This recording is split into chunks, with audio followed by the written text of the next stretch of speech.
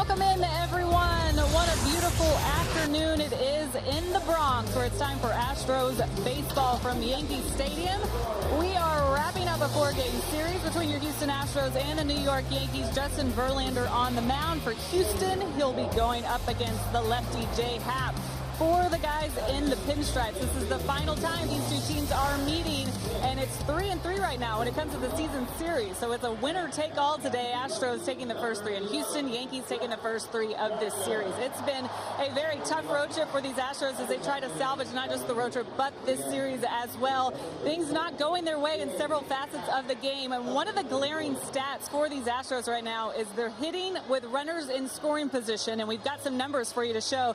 You know, they've been missing some guys. We've been talking a lot about that. George Springer being one of the guys out of this Astros lineup for some time. He is close to getting back, but he is a guy that can produce with runners in scoring position. So you're looking at the numbers there. They were 14-5 when they were first without George. But here in the last week, things have really fallen off. They were 302 before. Now, in the last 7 games during this losing streak, 132, and they've struck out 17 times during that stretch in those situations. Big spots. It's led to some of these losses for these Astros. The pitching has still been pretty good, but they are focused on being able to produce and put themselves in better position to win these ball games. So a lot of questions surrounding what's going on with these Astros. I'm going to bring in Jeff Blum, him and Todd Callis calling the game here shortly for you all. Blummer, what do the Astros have to do right now to improve the runners in scoring position problem?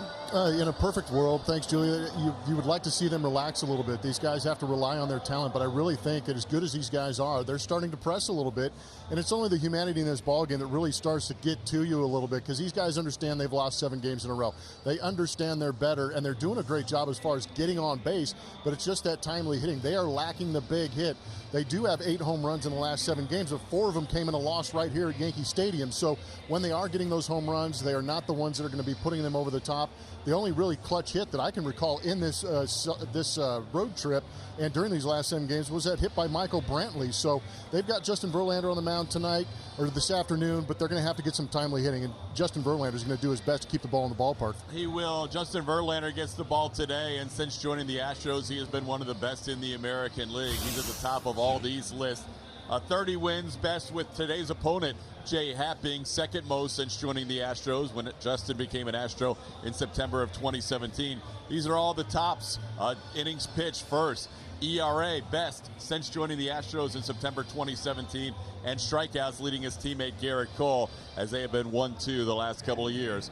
Justin does it all the time, but especially as well when he gets on the road, he pitches very well. Yeah, it's pretty impressive. You get these guys who are called aces in your rotation. You want them in these situations. You can see on the road 21-4 as an Astro, but these guys almost thrive on the situation of being in these hostile environments like New York Yankee Stadium can be. So this is a guy you need right now. He is 2-1 in games that he has pitched after Astro losses.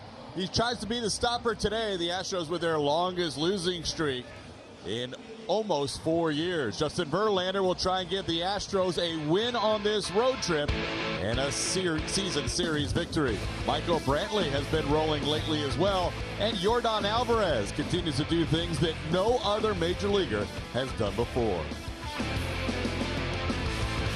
AT&T Sportsnet to you by Rooms to Go.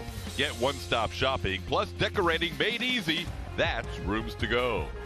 And by Volkswagen and the 7-seater Atlas SUV. Beautiful afternoon. Sunday afternoon baseball here in the Bronx, Yankee Stadium the site. The Astros trying to salvage 1 game on this road trip. They were swept in Cincinnati and now 0-3 in New York. This is a team that hadn't lost a road series since 2017 before this trip. And today with Justin Verlander on the mound in this lineup, they will try and get it done. Jose Altuve back at the top for the 2nd straight game, followed by Alex Bregman. Michael Brantley is in left field, hitting 3rd. Yordan Alvarez, a big 3-run home run in last night's game to give the Astros a temporary lead. Yuli Gurriel, the 3rd baseman, bats 5th. Robinson Chirinos behind the plate, batting 6th. Josh Reddick in right field hit 7th. Tyler White at first base, he'll bat 8th today. And Jake Marisnick, when Justin Verlander's on the mound, generally is in center field. He'll bat 9th. Left-hander Jay Happ on the mound, ex-Astro. Now pitching in the pinstripes. 15 starts this season. He is 7-3. Has a 1.21 whip. The opponent batting average at .252. He has allowed 17 home runs And here in this ballpark, he's got a good winning record at 4-3, but the ERA is 5.13 here at Yankee Stadium in 8 home starts. Brett Gardner will get the start in left field today for the Yankees. Aaron Hicks is center. And another Aaron Judge in right field. Giancarlo Stanton with a day off. On the infield, you have Gleyber Torres, the second baseman. Luke Voigt, the first baseman on the right side. Left side is Didi Gregorius and DJ LeMahieu playing third. And back behind the plate for the third game in the 4-game series is Gary Sanchez. Sanchez and Torres had the night off last night. Ready for baseball. Jay Happ facing Jose Altuve. And we are underway with a foul ball. A little later start than normal. They had their 73rd annual Old Timers game here at Yankee Stadium. So a 2:05 scheduled start. First pitch was at 2:08, 1:08 Central Time. And that one's upstairs to Altuve.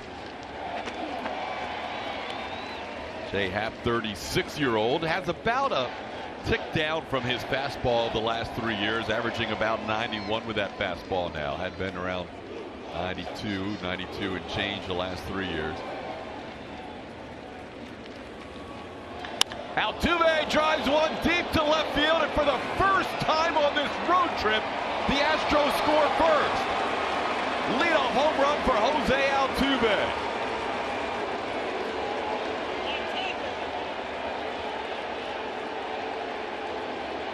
That felt good for so many reasons. The Astros have been playing catch-up baseball during this losing streak and finally get on the board first as the first batter of the game. That's what you expect from a guy like Jose Altuve. He is a leader on this team, and he is in that leadoff spot right now, filling in until George Springer gets back.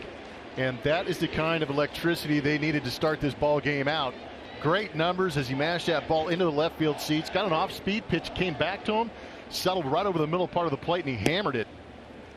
Altuve's first home run since April 23rd. Had the IL stint, but also 68 at-bats since his last home run before that one. Altuve now with 10 home runs on the season. Here's Alex Bregman. Ground ball down the line. Backhanded LeMahieu. Nice play across to get Bregman for the first out. MD Anderson strike zone is going to show you that off-speed pitch coming right back out over the plate.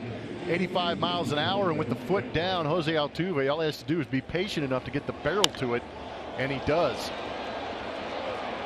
401 feet. Nice start.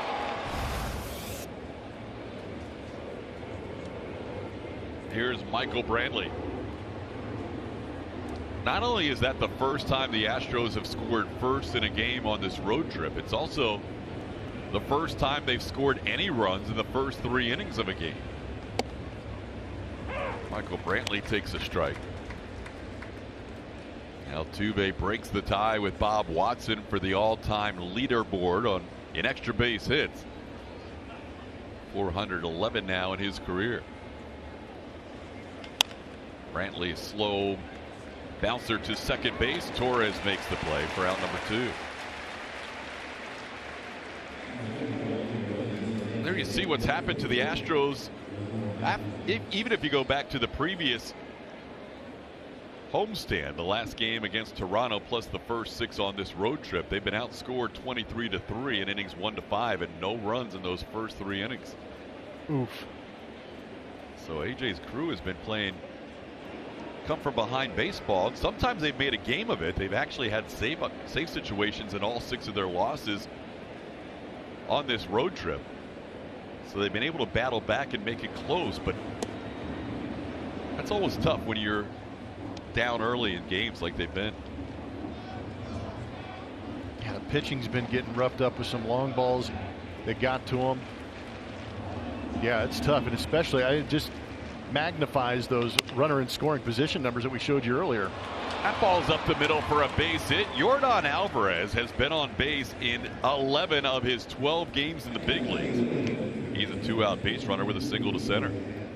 It's amazing the reputation Yordan Alvarez has been able to produce here early in his brief career. Got a little bit long. That was a good pitch to hit, but got a little bit long, but still a strong enough human to be able to put that ball back up the middle for a knock.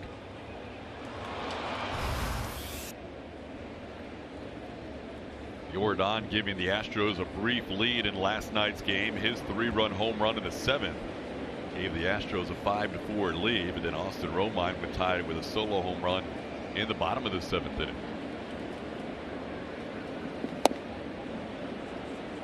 Astros have only led in 3 innings at the end of 3 innings on this trip. And that was when Michael Brantley put them in front 2-1 on Wednesday afternoon. Led after 6, 7, and 8, but the Reds would score 2 in the bottom of the 9th to walk it off. Yuli slices a foul out of play. Yuli had a real good series in Cincinnati. Overall on the road trip, he is hitting .292. Had a 5-game hitting streak snapped in last night's game.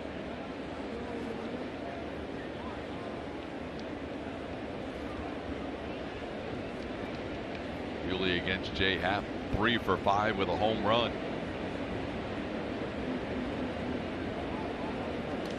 This one popped up on the infield.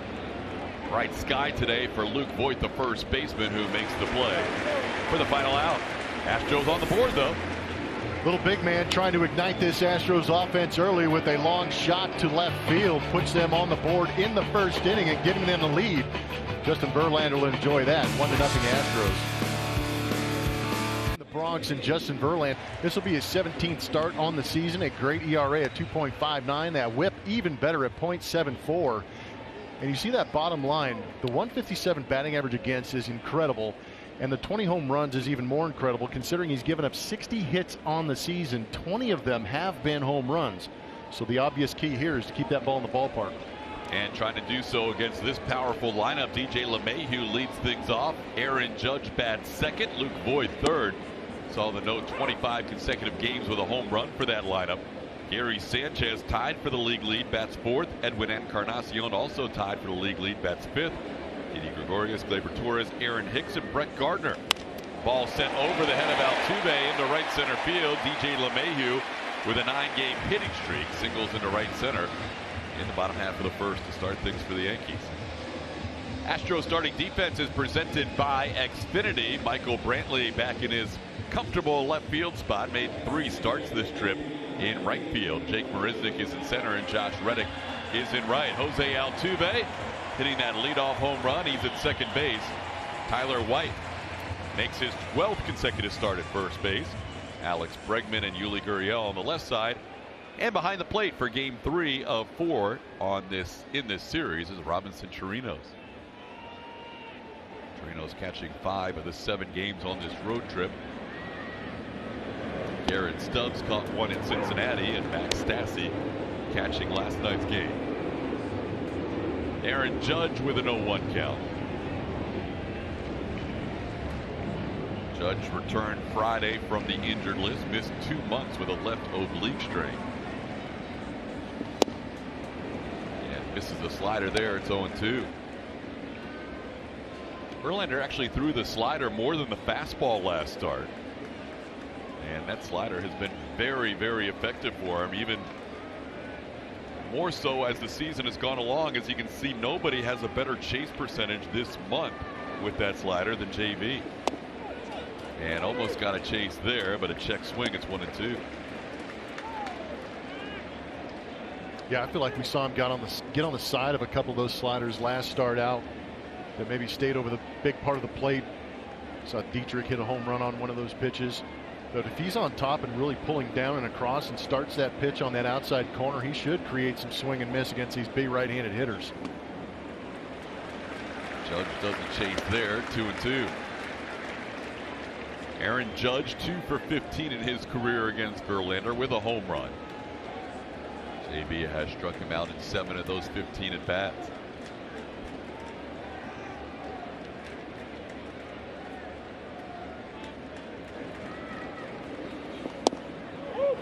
Just missed the outside edge. Home plate umpire Sean Barber. Verlander gave a long look in after this pitch. Gutsy take by Aaron Judge. That was a great pitch.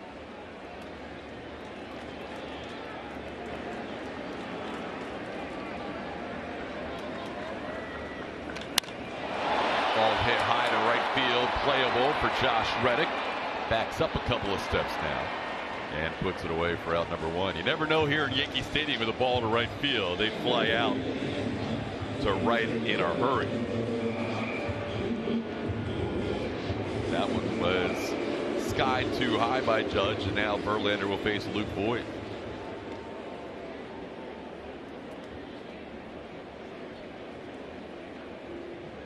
Voigt leads the team in walks, also, as you see, leads the team in strikeouts, 5th most in the American League.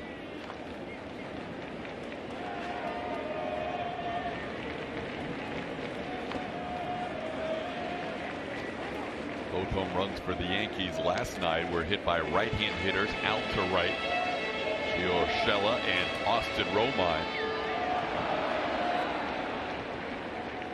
So well things are going right now for New York with 25 consecutive games with a home run, even on a day where Gary Sanchez sits and he has hit a home run in 3 straight games. Gleyber Torres also had the night off. He had homered in 3 straight games, and the guys playing in their place, Romine and Urshela, hitting home runs.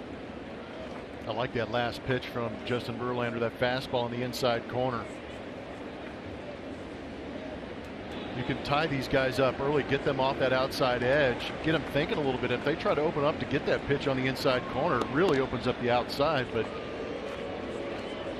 sometimes we saw Brad Peacock get a little heavy on that glove side with the slider and the fastball. Hitters start to lean out over there, but Justin's going to be able to make those adjustments in game to be able to work both sides of the plate and force these hitters to cover both sides. Backs him off the plate here, 2-1. I like it. You're not going to throw every pitch for a strike in there, but if you're able to get it in off the plate and just get them thinking, wow, if he tries to throw a strike in there at 95, it's going to be tough for me as a right-handed hitter to get there.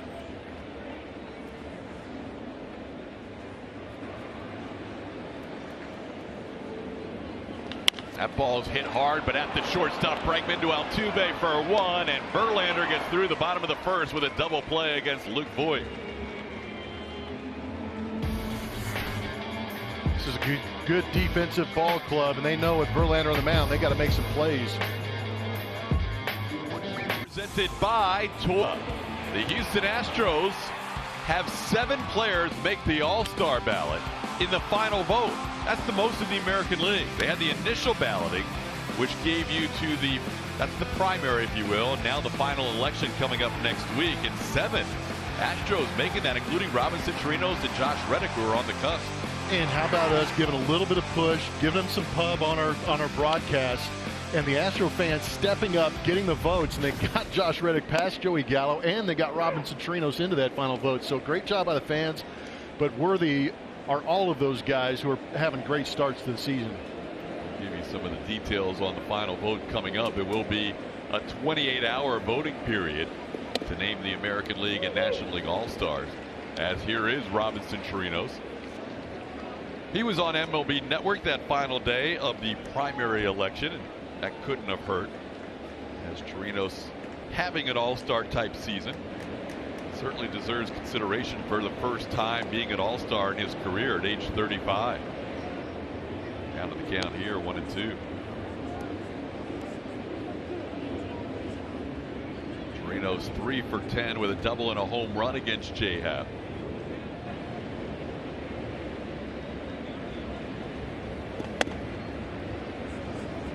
High, the count evens up. Robbie just 1 for 12 on this road trip. Coming in batting .234, but his on-base percentage is .363. Goes down swinging here. Happ picks up his first strikeout. 1 out in the 2nd inning. So here are the 7 Astros that are going to be on the final vote. That'll be Robinson Chirinos at catcher, Jose Altuve, Carlos Correa at 2nd and short respectively. Alex Bregman was the leading vote getter at 3rd. And then the outfielders, all of them make it.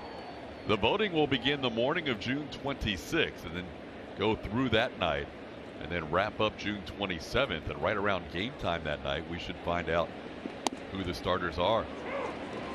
Strike call to Josh Reddick.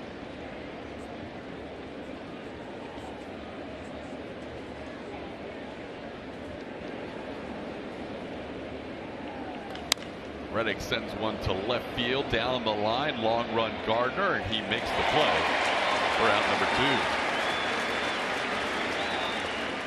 2. 7 Astros have advanced to the first ever Google MLB All-Star Starters election.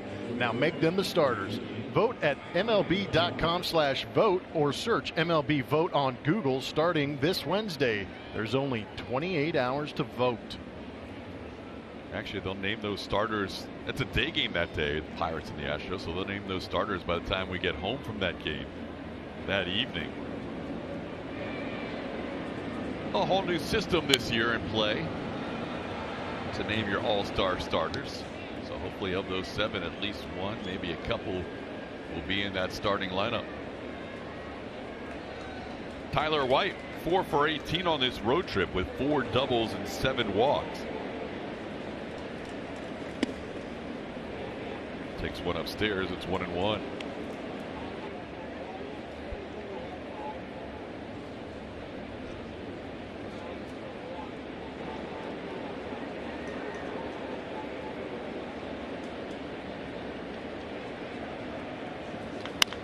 White sends a high fly ball to left field. Brett Gardner shading his eyes, fighting through the sun, and he hangs in there and makes the play as he goes down to the ground. Gardner did not see that fly ball the whole way, and White retired for the final out.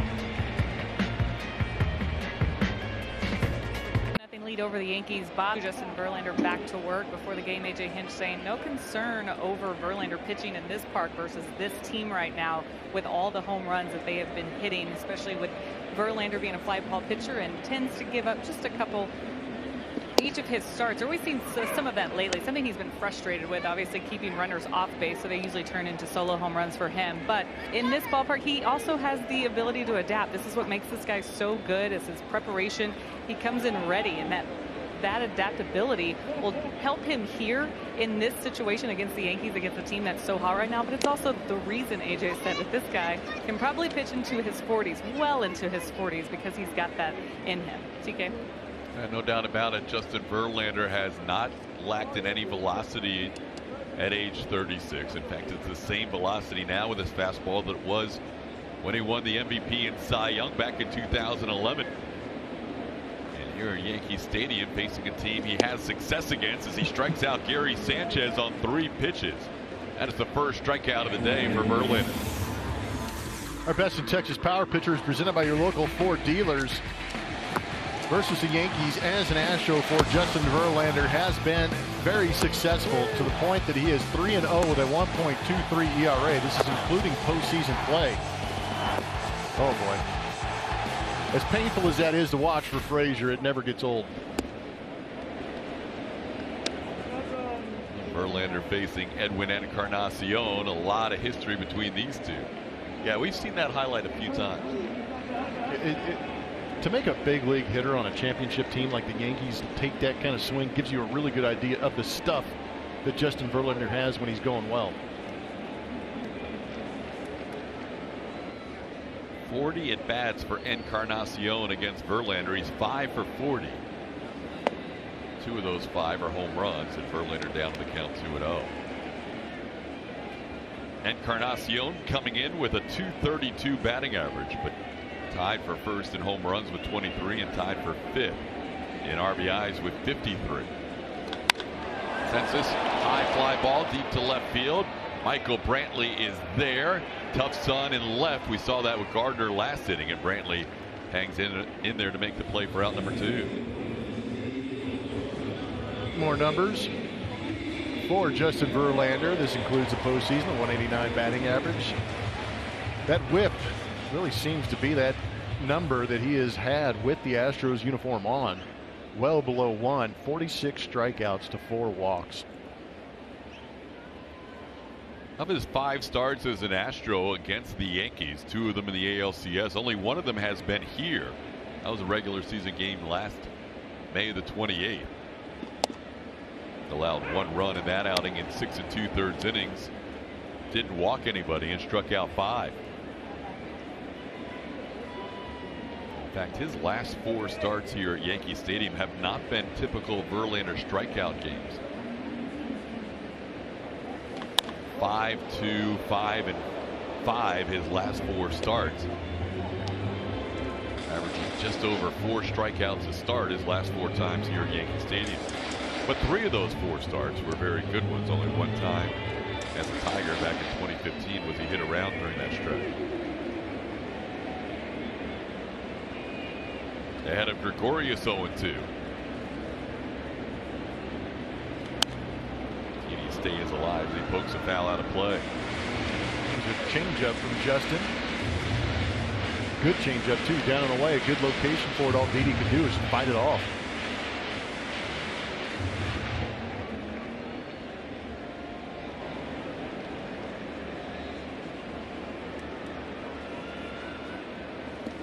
Julia mentioned the home runs. Verlander has allowed a home run in 14 of his 16 starts this year.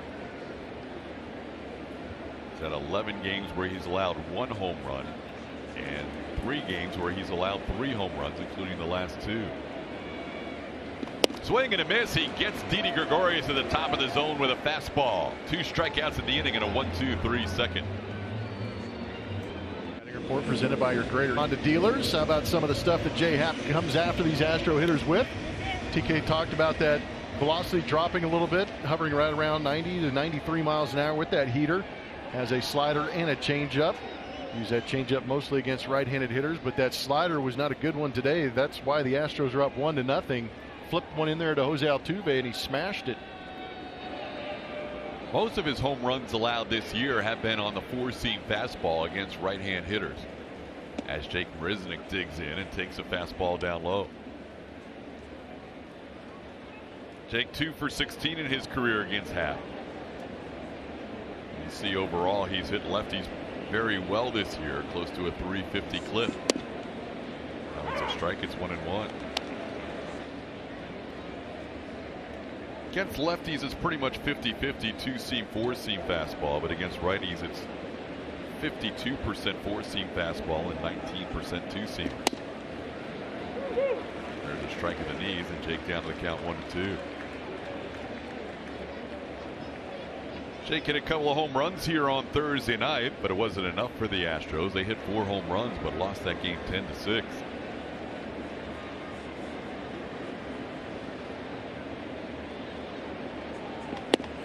Chases the fastball up and away for strikeout number 2 for Happ. 1 out in the 3rd.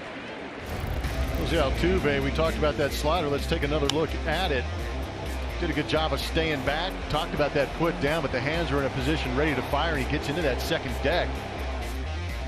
StatCast numbers for you show you that he hit it hard. 105.7 off the bat. A nice launch angle to get that 401 feet of distance. 12th career leadoff home run for Altuve. And this one up the middle, and Altuve has a 2-hit game. Altuve thinking about 2. Gardner throw not in time. How about the hustle by Altuve? Showing those legs feel just fine. When he starts doing things like that, that tells you that he is feeling very good. That's not a guy who is going to hesitate. That's a guy who's going to use the wheels he's been given. Also a veteran leader out there, understanding that if he can gain an extra 90 feet, he can spark this offense a little bit. His legs got him into scoring position for Alex Bregman. That's a 7-hit series now for Jose Altuve, who always has hit well against the Yankees. A 9-game hitting streak overall against New York. Now 7 for 16 over this 4-game set. Here is Bregman.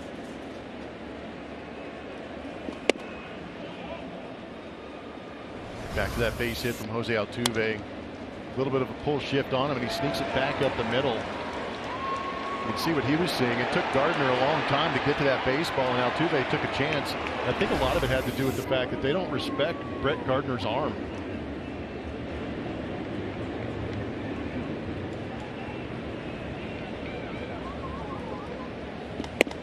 Alex grounded out his first time up. He's had some good success against Jay Happ, 4 for 8 for the double and a home run. On this trip, though, he is 5 for 26.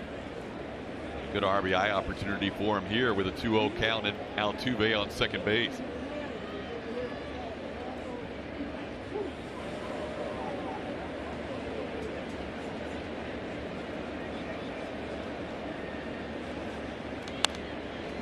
reaches out and pops a foul.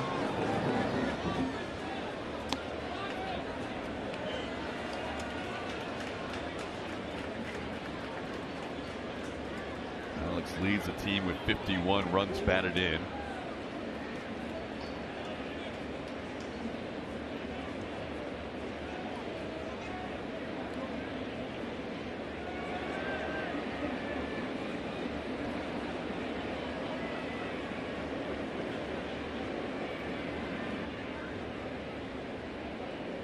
Happ's 10th career start against the Astros.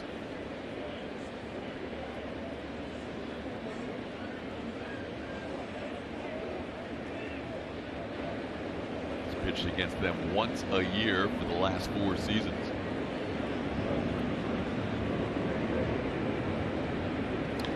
Bregman, fly ball, pretty well hit into left field, but Gardner is there, so is Hicks. Hicks calls off Gardner. Because of what you're talking about earlier with the arm, Aaron Hicks, a very good arm, throws it all the way into third base on the fly, so Altuve has to hold up. Julia? This week has been tough for many reasons. Last 7 games, this is our No Player Does More presented by HEB, but Michael Brantley in his last 7, look at these numbers. 414 is what he's hitting. He's slugging 586. He is coming around. We've seen this guy have a really great season, but there has been a recent lull for him. There's even been a rough night in that 7 games, and the numbers that he's still putting up is pretty impressive. So this is a good thing to see right in the heart of that Astros order. This is when he's one of those guys that can get the guys around him going as well. TK. No doubt about it. He's had 3 3-hit games on this road trip. Tuesday and Wednesday in Cincinnati, and then last night here at Yankee Stadium. Overall 407 on the road trip with 11 hits, 9 of them coming in 3 games.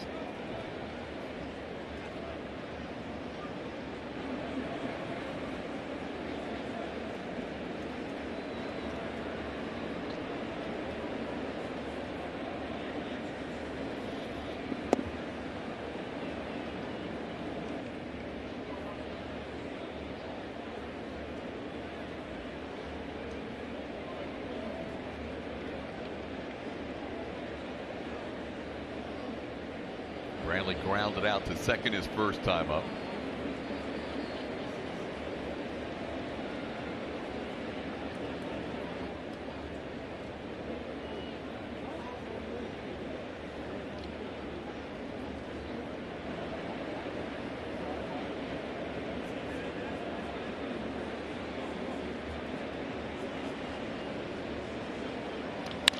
Up the middle, that's a base hit into center field. Altuve being waved home. No throw from Hicks. Astros take a 2-0 lead on Michael Brantley's RBI single with 2 outs.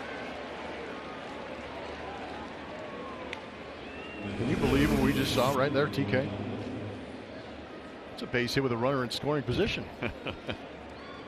Last ball game we called, they were 1 for 11 and left a ton of guys on base. But right here, great job with 2 outs of taking that pitch right back up the middle, using the big part of the field. Thank you very much, Michael Brantley. 43 runs batted in for Brantley. Altuve has scored both runs today. And the Astros have scored their first 2 runs on this road trip in the first 3 innings of any game.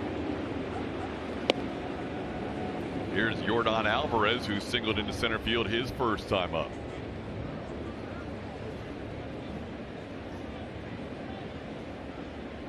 Now 15 for 44 in his young career, an OPS around 1250.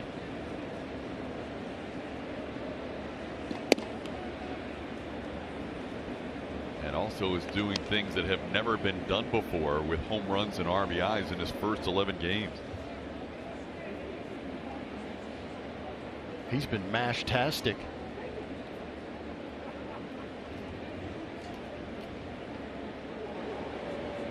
We haven't even talked about the big league beard he's got.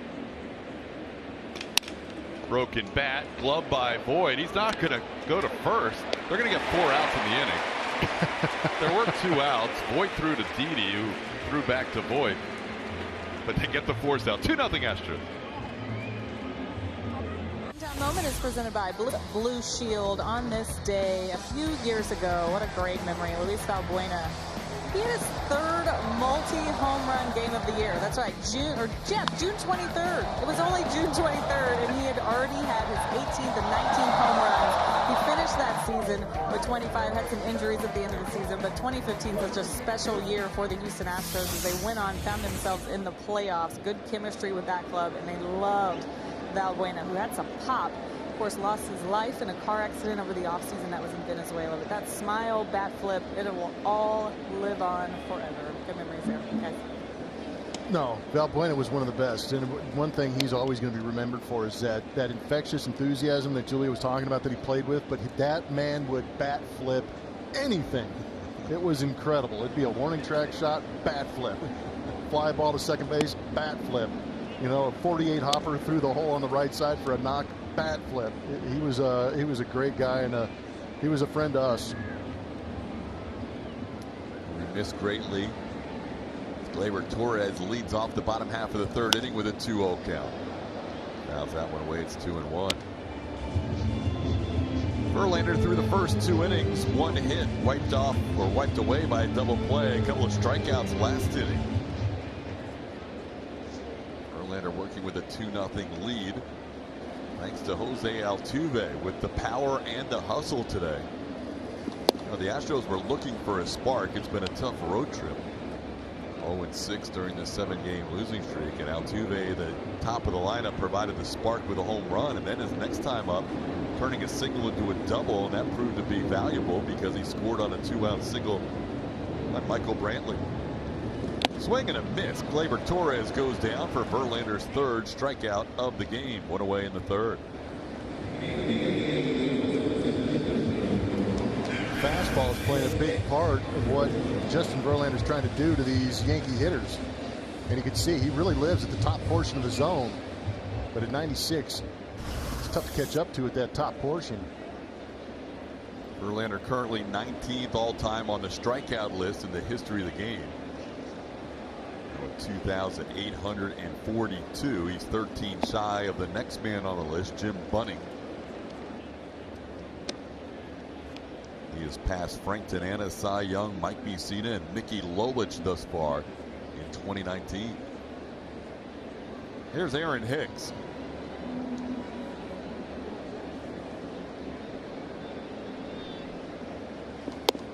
Didi Gregorius missed the first 61 games of the season, recovering from Tommy John surgery. Aaron Hicks missed the first 40 games of the season due to a lower back injury. He's coming off the IL, hitting 198, 178 as a left-hand hitter.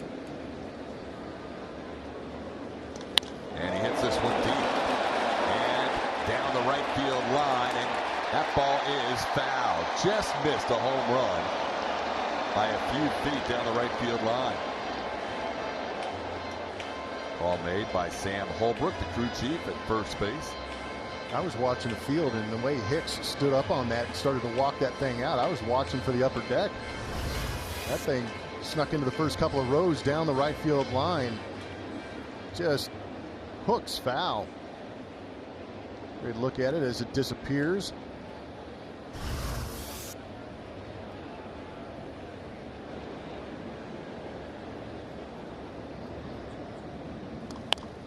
That ball squibbed the other way. Yuli makes the play, and that's the second out of the inning. Time now to take a look at our Chevy Stroh poll. Who is the greatest relief pitcher of all time for the Houston Astros? Joe Zambito, Dave Smith, Billy Wagner, Octavio Dotel, OD.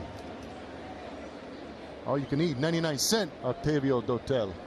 One of the better teammates all around. Billy Wagner, a very good one too. Make sure you vote at AT&T Sportsnet SW and stay tuned. We'll let you know who wins. Here's Brett Gardner taking a pitch up high. What's that referred to? 99-cent all you can eat. He goes, Poppy, I love the big leagues. The big league is so good. You come to the clubhouse, all you can eat, 99 cents. That's what he tipped the guys? Yeah. That was how he explained free. I got you. 2-0 the count. Octavio Dotel had his record broken this year of most teams played for in a major league career. And when Jackson passed him by 1 as he pitched for the Blue Jays, his 14th big league team. Almost half of the big league team is crazy. That is pretty impressive. Here, Gardner with a 3-0 count. They have battled a number of times throughout their career. This is the 50th at bat for Gardner against Verlander. That catches the inside corner, 3-1.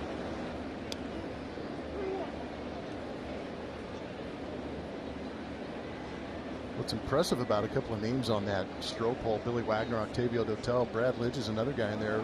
We've had a ball game where in old Yankee Stadium we had that 6-pitcher no-hitter, and to close out that game it went Octavio Dotel, Brad Lidge, Octavio Dotel, and Billy Wagner. It was a nice way to finish off some ball games. And that was crazy to hear the stories you guys told. And Lance Berkman the other day was talking about how nobody really knew what was going on. We just wanted to win a ball game in Yankee Stadium, and next thing you know, we look up and there's zeros scattered across the board. There's DJ LeMahieu. He owns the only hit against Verlander. JB walks his first batter of the game. A rare walk for Verlander, just his 21st walk on the season. LeMahieu takes a called strike.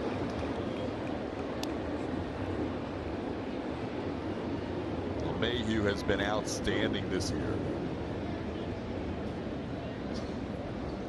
First year playing for the Yankees, batting .316. And he's really had to carry this team with all their injuries all year. He has been the steady force in their lineup.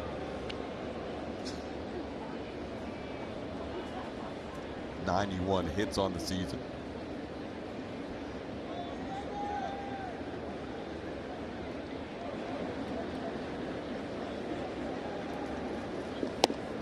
Verlander backs him off the plate, 1-1.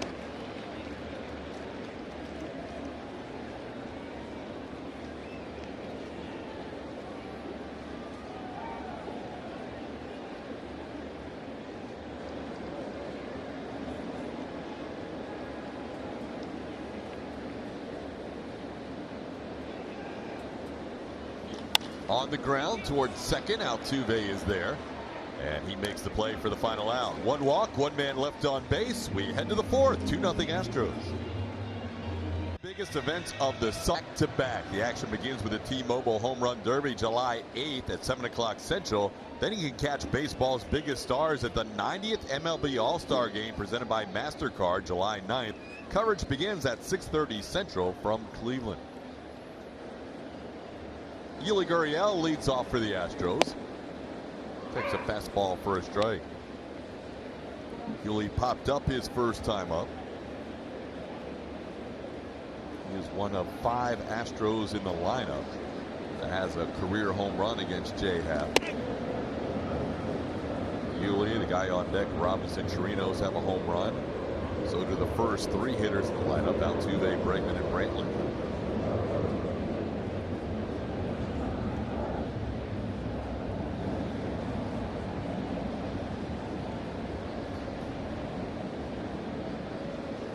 That ball's hit hard into right center field for a base hit. Yuli's hit now in 6 of his last 7 games, a single to lead off the 4th. Time for today's bounty cleanup. A couple of good catchers in this ball game between Gary Sanchez and Robinson Chirinos. Compare some of those numbers. Gary Sanchez having a great start to his season.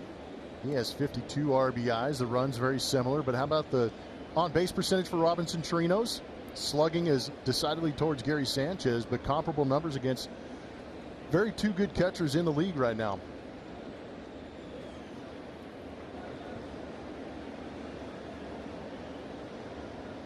Now, the reality is we are happy that Robinson Chirinos is in the final vote. But with a lot of New York Yankees fans, and if Sanchez is somewhere near the lead or has the lead in home runs, he is probably the odds-on favorite to win that starting vote. But we're just hoping Chirinos gets in the game somehow. Yes, absolutely. And if you look around the league at all the other catchers, Chirinos' numbers compare very favorably to the rest of the American League. Robinson has the most walks of all American League catchers. He also is second in extra base hits, tied for second in RBIs, third in on-base percentage, fifth in OPS amongst AL catchers. So we'll see. It would be quite a moment if he is able to make an all-star team for the first time at age 35. Josh Reddick also trying to make his first all-star team. He's in the final vote.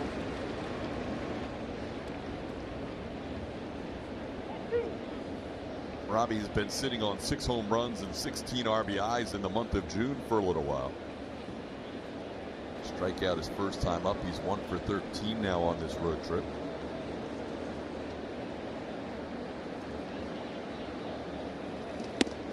Doesn't chase. It's 2-2.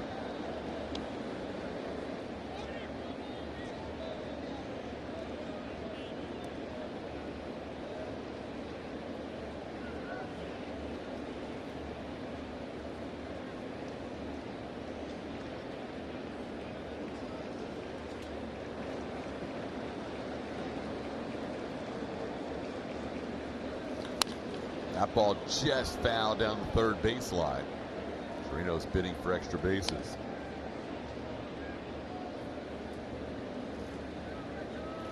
Astros with a 7-game losing streak actually have a lead for the first time on this road trip. Last time they lost 7 games in a row was June 4th through 10th of 2015. Over 4 years ago. Still lead the AL West by 6.5 games coming into today over Texas, 7 games over Oakland.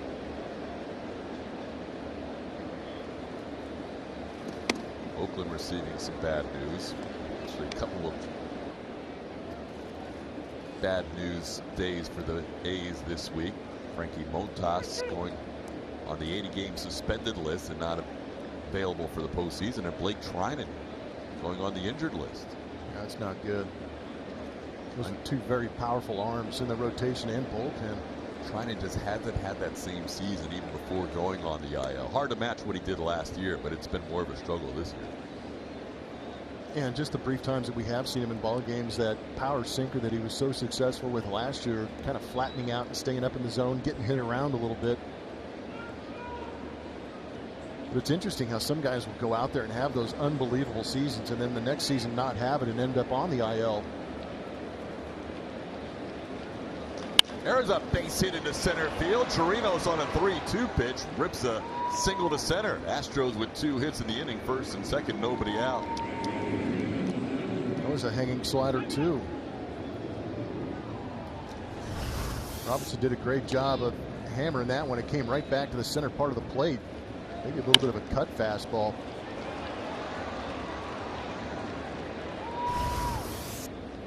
So now 6 hits against Jay Happ as the Astros bat in the 4th, and Josh Reddick will hit with first and second and nobody out. 4 singles, and Altuve with a double and a home run in this game.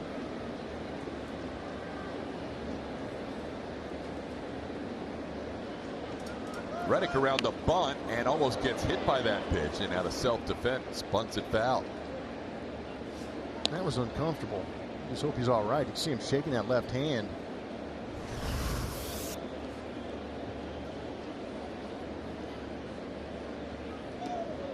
Matched from Supermo shows you he was doing everything to try and get out of the way, but used that bat pretty much to deflect the baseball from hitting him.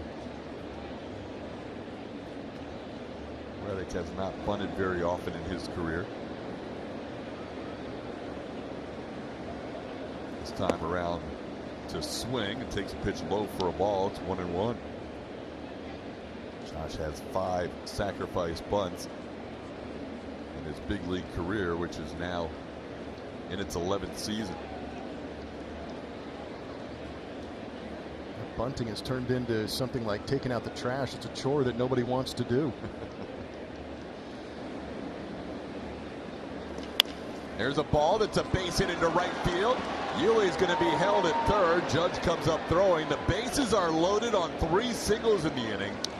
Gurriel, Chirinos, and Reddick back to back to back.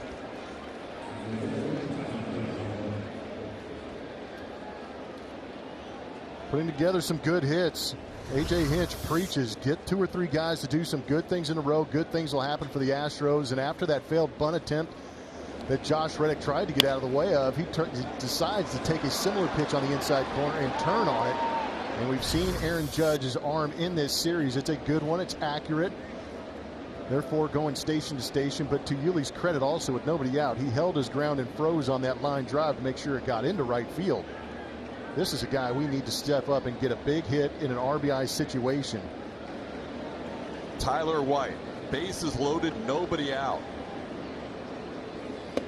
Ball pops out of Sanchez mid. And for that, it's a ball, 1-0. White this year has had 58 at-bats against lefties. 59 if you include his first at-bat today's. And has just 1 run batted in against left-handed pitching. Some tough numbers overall in the season. That risk number is not good, but he has found himself in some situations where he could come up with a clutch hit.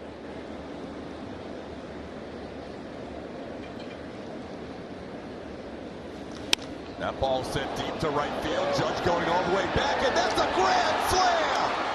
Tyler White, opposite field grand slam. The Astros now lead 6-0. His 3rd home run of the year. The Meg has feasted.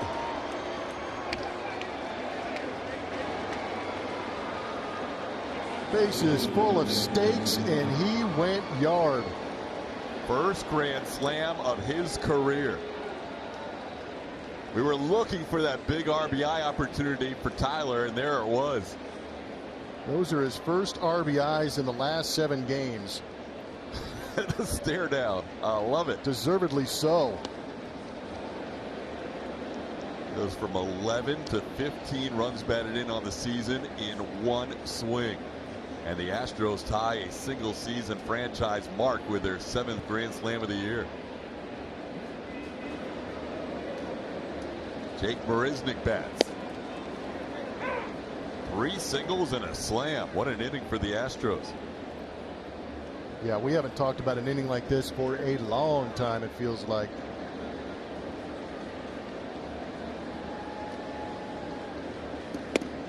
Two and one.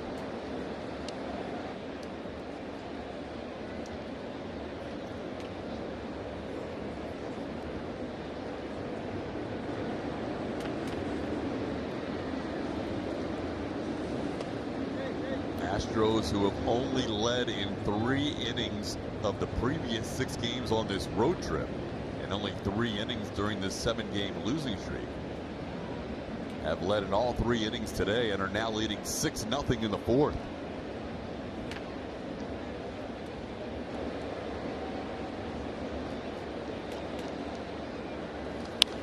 Jake fouls one away. It's 3-2.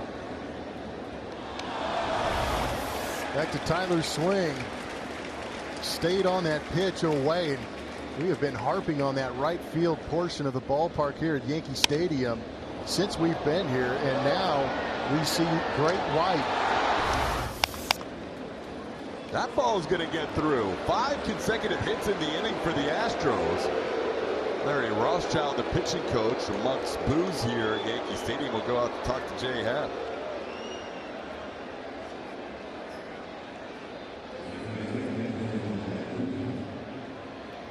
It's all about the RISP. The Astros in wins close to 300, in losses 139, but that is a pretty massive discrepancy in being able to drive in runners.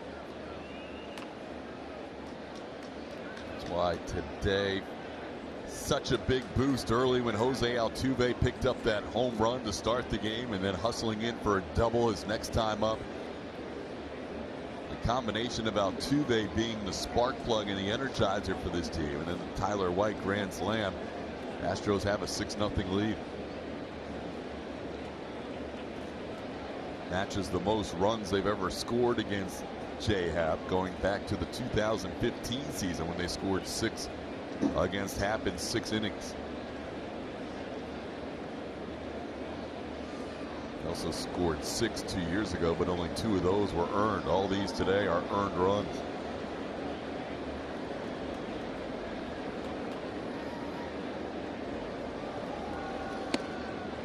Altuve with a 2-hit game and a 3-hit game during this 4-game series in New York. Now 7 for 16 against the Yankees and has hit against them in 9 straight games.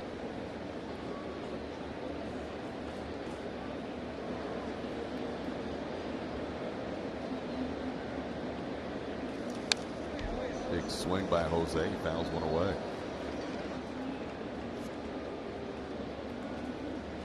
Altuve had a double and 5 at-bats in last night's game and had 3 consecutive hits to end the game on Friday. All infield hits. The last one a bunt.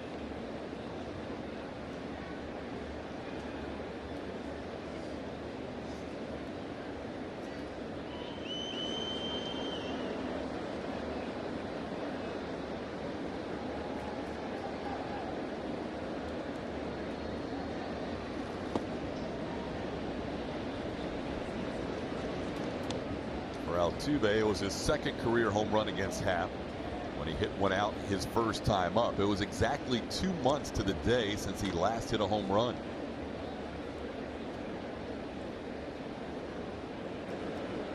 Last home run was April 23rd until his first at bat this afternoon.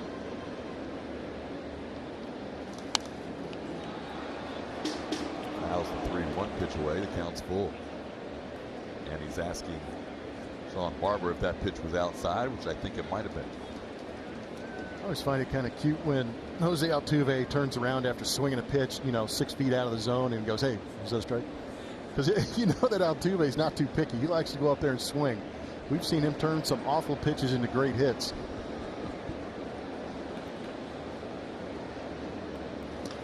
That one towards short. Didi's going to flip it to second. Not the best flip, but they're able to turn the double play on Altuve with Gleyber Torres in the middle.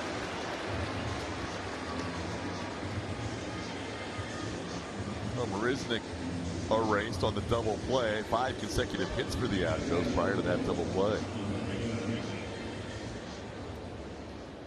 I'll bring up Alex Bregman.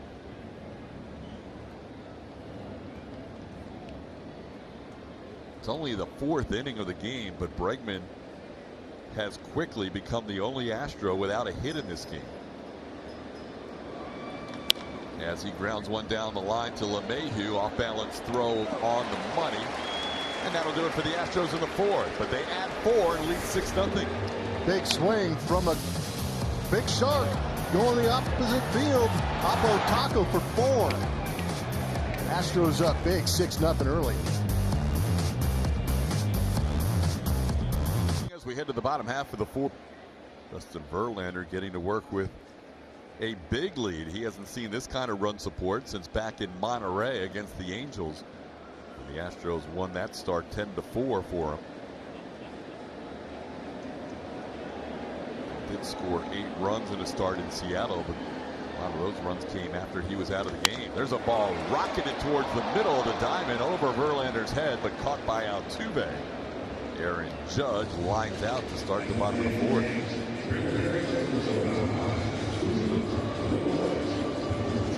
Whenever you see a ball off the bat of Aaron Judge, you are ducking for cover first when it's through the middle. Yeah, it's uncomfortable.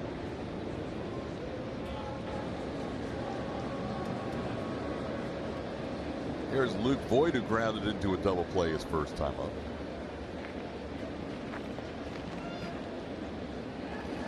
Voit already has career highs in home runs and RBIs. Yeah, trust me, JV, we all felt the same way. We all flinched. Aaron Judge actually batted leadoff his first game back off the injured list, the biggest leadoff hitter in the history of the game. Maybe that's the only reason Aaron Boone did it. 1-1 to count. A lot of errands. Center field, right field, manager. You mean AA Ron? That's what you used to call him. You guys are good friends. Yeah. Booney and I are very good friends. He's a good dude. Done a nice job here in his 2 years as the New York manager. Josh Bard on the left-hand side is a bench coach. He was a catcher in San Diego. He was catching a lot of Trevor Hoffman saves back in San Diego when we were teammates between 05 and 07. Yeah, Booney, I was looking forward to playing with Booney finally. We came up. I've been playing against Aaron Boone since I was 16, 17 years old. He went to USC, I went to Cal. He signed with the Cincinnati Reds. We followed each other all the way up through the minor leagues and into the big leagues. But when we got to be teammates here in Houston, I was looking forward to it. And it was unfortunate to find out in spring training that he was going to have open heart surgery to repair a valve in his heart.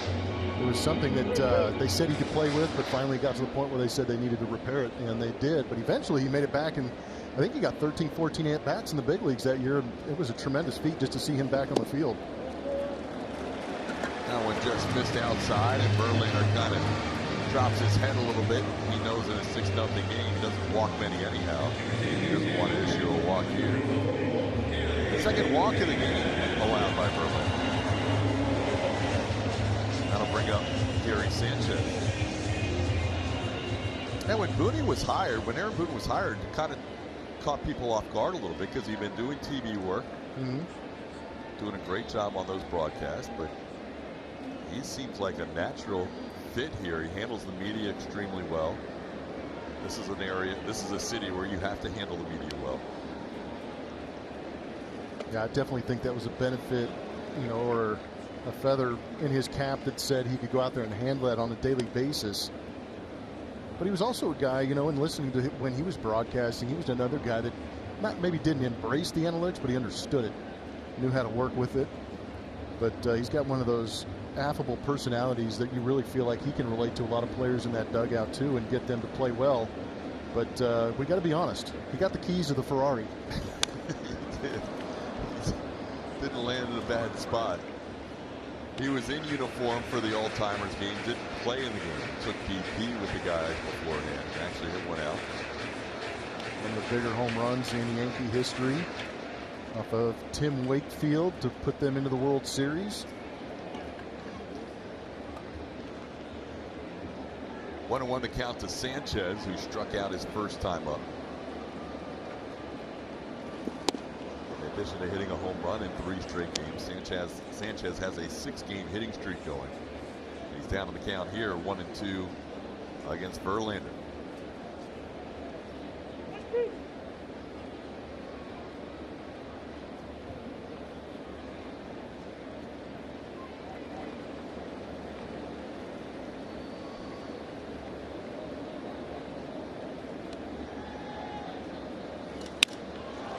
Ball down the line and left. Brantley gives it a look, and it's foul. 73rd annual All-Timers game here at Yankee Stadium. Earlier today, Reggie Jackson, Mr. October, introduced to the crowd. And there is Don Larson, a 1956 perfect game. Another guy who threw a perfect game right there, David Cone. Yeah, right behind him was David Wells. Has a perfect game also. 3 perfectos on the field right there with Don Larson making his way out. He got a huge ovation.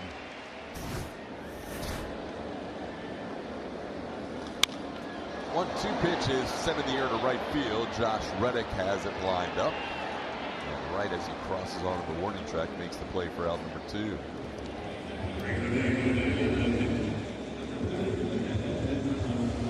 Up 2 outs, and Verlander will face Edwin Encarnacion.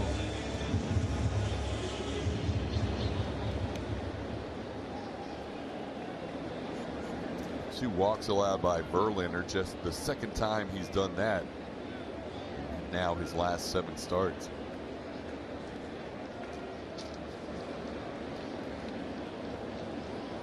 That ball's hit hard in the left field. Brantley comes on and makes the play about knee high for the final out of the inning. Couple of lineouts in the inning, and Verlander threw 4 with a big lead. Sunday the 29th as you take on the Seattle Mariners, and get to the ballpark early because 10,000 fans receive a Michael Brantley replica orange jersey presented by AT&T. For more information or to get your tickets for the game, visit Astros.com/promotions. The smooth hitting Michael Brantley will lead things off for the Astros. 1 for 2 today, looking for yet another multi-hit game on the season. Already has 32 of them. Brantley, 3 3-hit games so far on this road trip, having a very good trip. Started out 0 for 3 in the first game against Cincinnati, but since then he is 12 for 26 on this trip. And there it is, another multi-hit game for Brantley. His major league best 33rd of the season.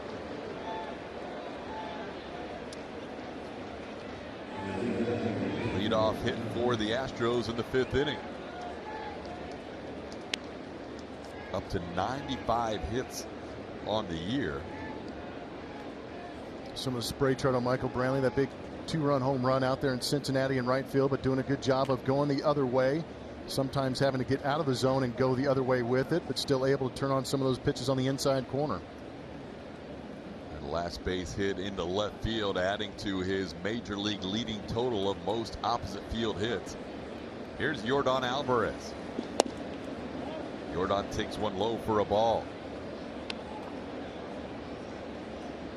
Yordan, the first Astro in franchise history with 6 home runs in his first 11 games in a Houston uniform.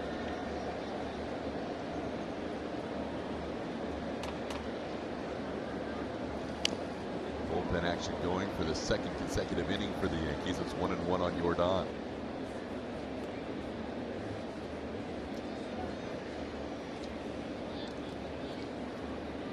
Sessa warming up.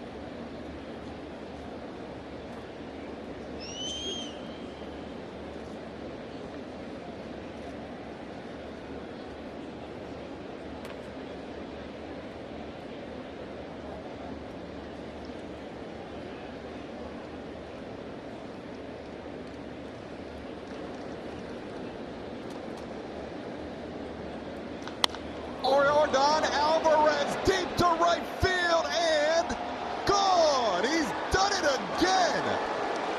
El Hombre Niño, the man-child, with his 7th home run in 12 big league games.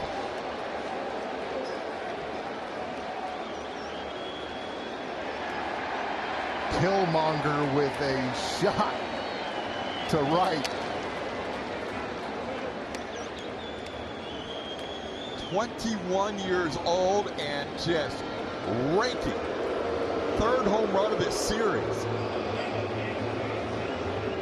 You deserve a big smile, young man. That is quite a start to a big league career. He's amazing. 8-0 Astros pitching change. More on Yordan when we come back. 2 more this inning. Wanted that pitch up, but that is down in that happy zone for a left-handed hitter. How about it being off the inside corner, and Alvarez still able to keep that thing fair. That is such a beautiful, pure swing. We are very, very happy to have him in an Astros uniform. Oh. But imagine, if you will, for a moment, if he played 81 games a year here at Yankee Stadium. I'm just glad he gets to soon be playing 81 home games at Minute Maid Park, too. He's got 3 home runs in this series, and we showed you that graphic earlier in the series about how left-hand hitters by far hit more home runs here than any other stadium. It's not even close. He doesn't need any help, though. Most of his home runs are well out. Yes. It's not like these right-hand hitters that are hitting wall scrapers the other way. They are bombs to right. 2-0 pitch. Yuli gets into one to left field, sending Gardner back. He looks up. Back-to-back home runs. The Cuban connection. Yordan and Yuli. It's now 9-0 Astros. It's a Cuban Missile Crisis reincarnate.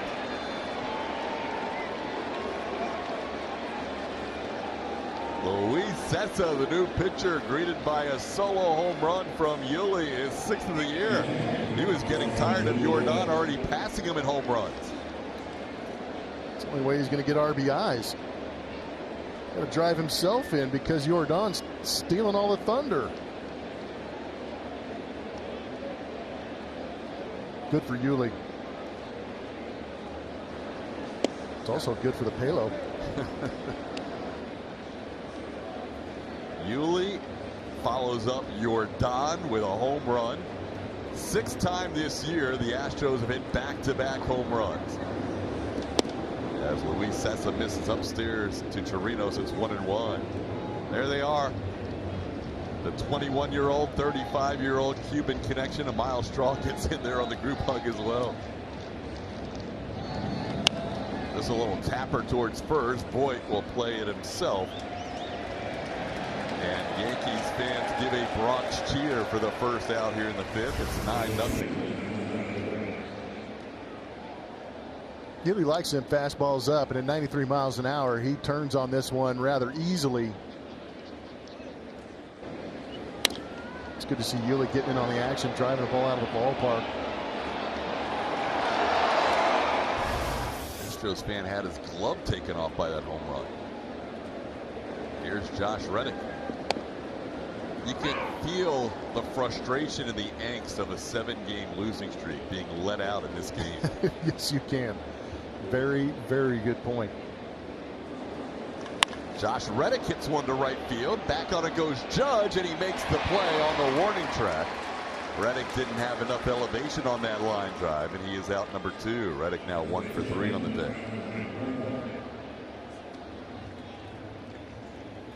And the guy that separated the game with his last at bat, Tyler White, turned a 2-0 lead into a 6-0 lead with his first career grand slam.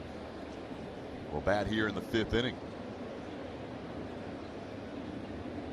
White now 5 for 20 on the road trip with 4 doubles, a home run, and 7 walks.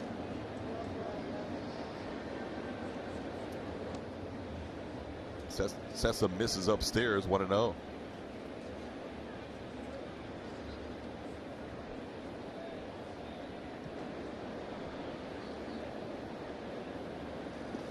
Swing and a miss, 1-1.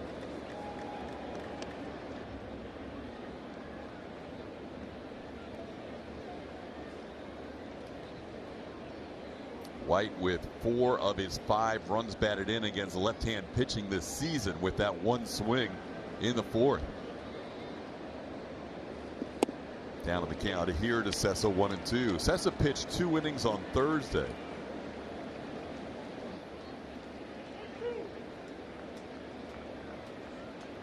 Or 2 innings, excuse me, on Wednesday. Final game of that series between the Yankees and the Tampa Bay Rays, and threw 27 pitches.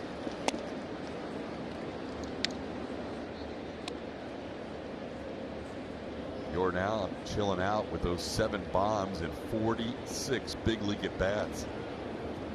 Continues to do things that have never been done before. He was traded for Josh Fields. Yeah. Greatest trade ever. Swing and a miss. White goes down swinging. But the Astros add 3 with 2 home runs. There's a lot of love going around. It's a beautiful thing. The Astros need it. On social media, get Astros highlights, exclusive player interviews, and much more. Find us on Facebook, Twitter, and our new Instagram account for the latest on the Astros all season long. Justin Verlander now working with a 9-0 lead as we head to the bottom half of the 5th inning. So far, JV's allowed just 1 hit to the Yankees. He has walked a couple and struck out 3. Facing Didi Gregorius, Gleyber Torres, Aaron Hicks here in the 5th inning.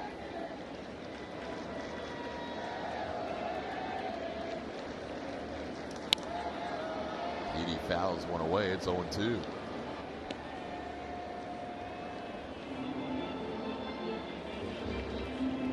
Didi enters the game with a 4-game hitting streak.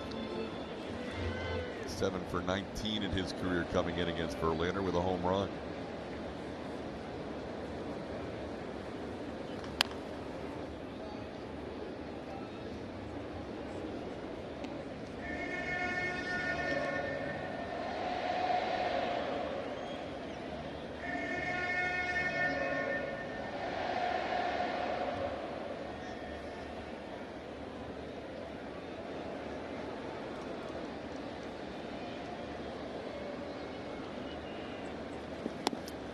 Swing and a miss. Got him with the slider. Verlander picks up strikeout number 4. Gregorius down for the first out of the 5th inning. Now it's time for T-Mobile's connection to the game. News and notes from around the league. Mike Foltynewicz is optioned to the minor leagues. Robinson Cano has been struggling across the way for the Mets. Blake Treinen, we mentioned earlier, he's on the injured list now for the A's with a shoulder issue. And the Dodgers in back-to-back games have a walk-off home run by rookies. Here's Gleyber Torres swinging and missing. Dodgers have the best record in all of baseball at 53-25. Then Minnesota, then the Yankees, and then the Astros.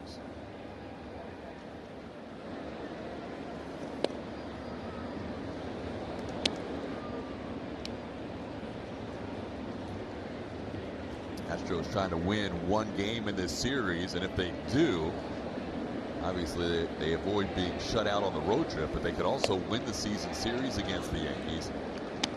Houston winning all 3 at Minute Maid Park. Astros losing all 3 so far in this 4-game set. Feel really good for A.J. Hinch and this ball club to win in Yankee Stadium. Have not done it too often over the last couple of years.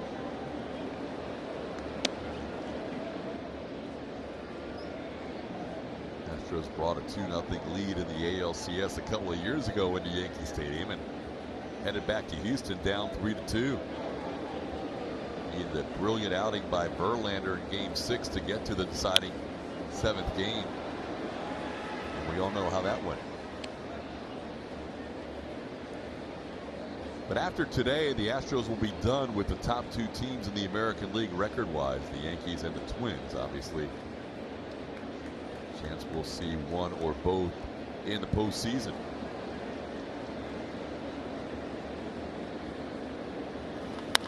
Just reaching out and hooking one on the left side. Yuli has it and makes the play to White. For the second out of the inning, Torres retired for out number 2.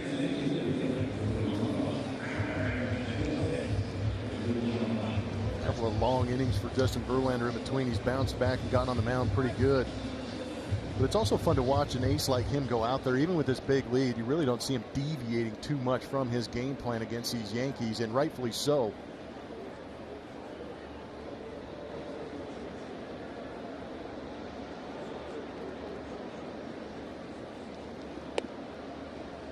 There's the shift presented by Geico. Yankees shifting 33.4%, which is 8th most, well behind the Houston Astros, who jumped to 48.9 and lead Major League Baseball. Ouch.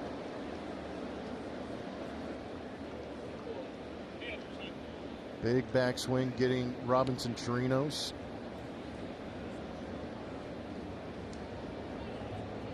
JB coming all the way in to check on Robbie. Those guys in the dugout recognize it too. I know a lot of you at home watching the Astros play over the course of the season understand that Robinson is in the line of fire, not only on pitches but swings. But those guys in that dugout, you can be concerned about that guy because you see it every day happening to him.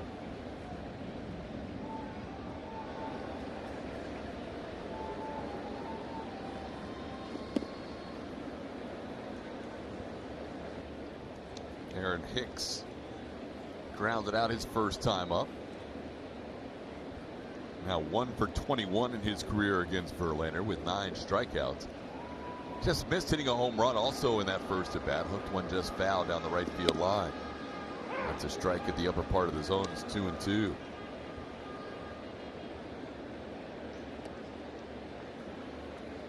DJ LeMahieu, first batter for the Yankees in this game, singled into right center field. Since then, Verlander's only allowed a couple of walks.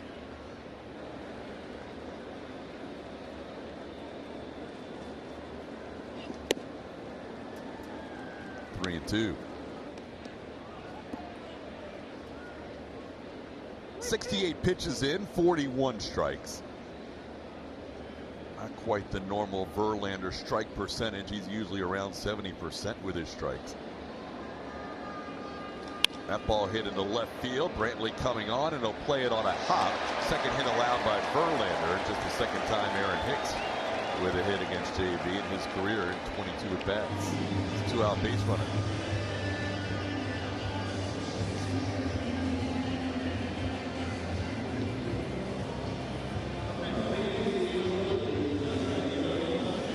I'll bring up Brett Gardner. He walked his first time up.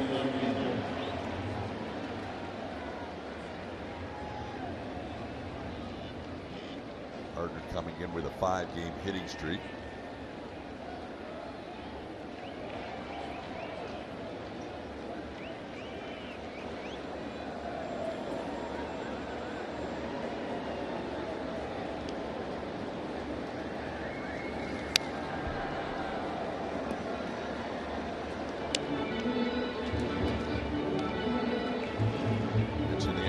After today will be done with Minnesota, and the Yankees are also done with Boston. The Twins won the season series against the Astros 4-3. The Astros trying to finish off this season series, beating the Yankees 4-3, and they won 4 out of the 6 against the Red Sox. Strike to Gardner. It's 0-2.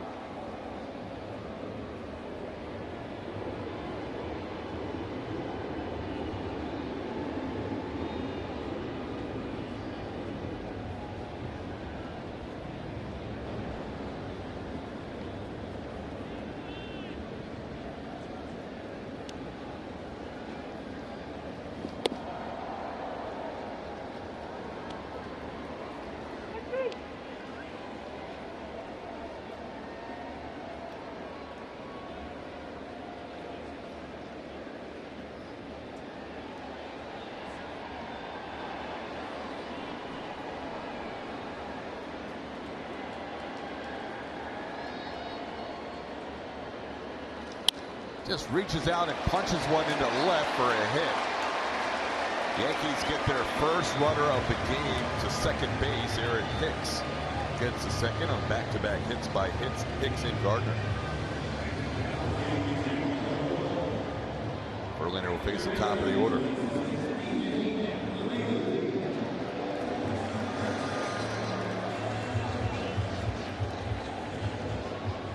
Mayu 1 for 2 with a single into right center field. He had the first hit of the game for the Yankees.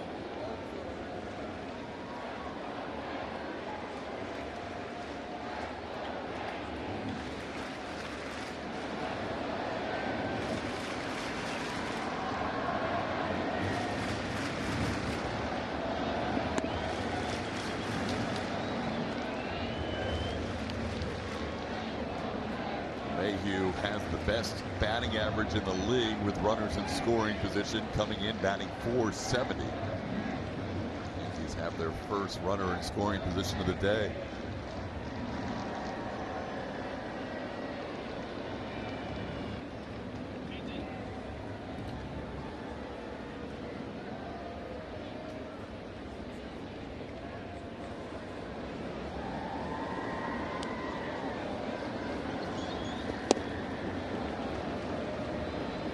Won the count.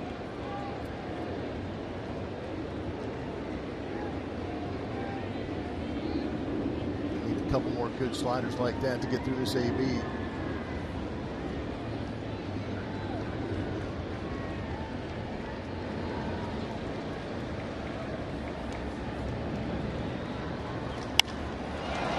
Fly ball, right field, pretty well hit. Reddick at the wall, gone. Back-to-back 2-out hits followed by a 3-run home run. It was the first time in an Astros uniform Verlander has allowed a home run and has scored 3 runs. 42 solo home runs against him and 10 2-run home runs before this one.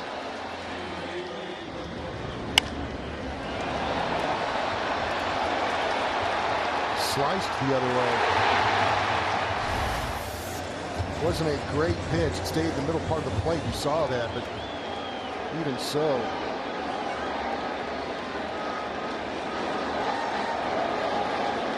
Now a 9-3 game. Yankees extend their home run streak to 26 consecutive games. Is now 1 shy of the Major League record set by the Texas Rangers in 2002. It's also the second longest streak in MLB history.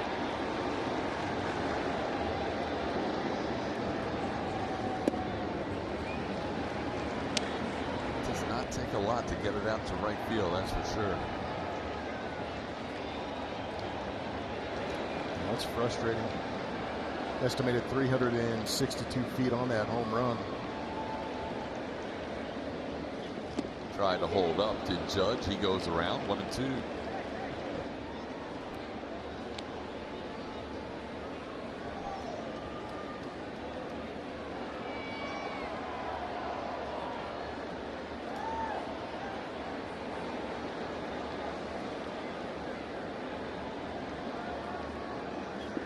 That's a called third strike. Verlander gets through the fifth. Allows a 3-run home run, but the Astros still lead 9-3. The Montron Auto Group off with a bang. Jose Altuve at the top of the order, launching that pitch from Jay Happen, the second deck in left field, giving the Astros an early 1-0 lead. And then Michael Brantley with a base hit up the middle drives in Jose Altuve in that third inning. The fourth inning was the big inning. Back-to-back hits, and then a big swing from the Megalodon. Great White getting on the board with his first career grand slam. And then, of course, the Beast. Still impressive how he kept that pitch fair down and in. Yanked that one into the second deck here at Yankee Stadium. And then it was Yuli Gurriel getting onto it. A couple of Cuban missiles. And that's where we sit right now with the Astros leading 9-3 over the New York Yankees. Here he is. 21-year-old will turn 22 next week.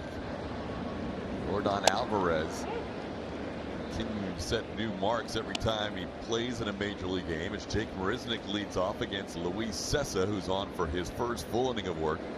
Cessa came in 2 batters into the 5th inning. And Jake goes the other way for another base hit. Jake 2 for 3 today. A couple of opposite field base hits for Jake. Good job by Jake going the other way. Pitch up out over the plate. He wanted to take a malicious hack at it. Got a little bit long, jammed, but still turns into a hit. Good start for the Astros here in the 6th. Now 13 hits in the game for the Astros, 11 of them against the starter Jay Happ.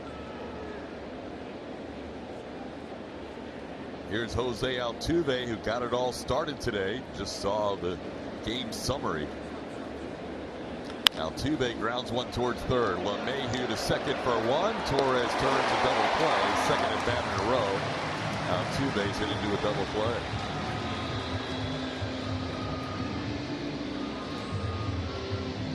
That clears the bases. 2 outs, and Alex Bregman will bat.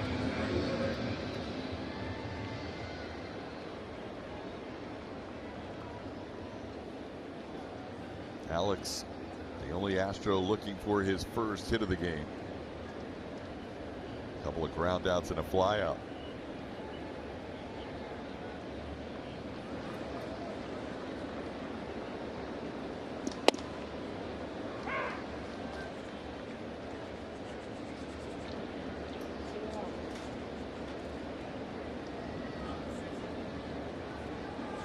Astros have hit into 79 double plays now, second to the Los Angeles Angels for the most in the major leagues.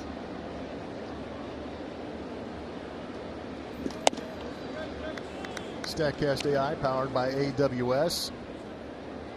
The shift is being played against him. Yep, he is heavy towards that shortstop and center field area, but he is still got an opportunity where the 27 and 11 add up to 38%, where he could go out there and get himself a base hit. Both of his ground outs have been down the line at third. Backhand plays by LeMahieu. Counts 1-2.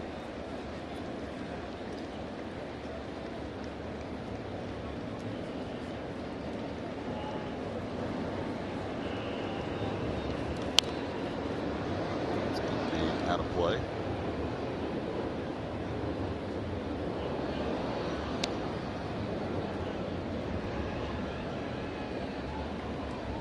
mentioned that home run that Verlander allowed was the first home run he's allowed that scored more than 2 runs in his Astros career. The last time he allowed a 3-run home run was to Jose Ramirez with Michael Brantley on base.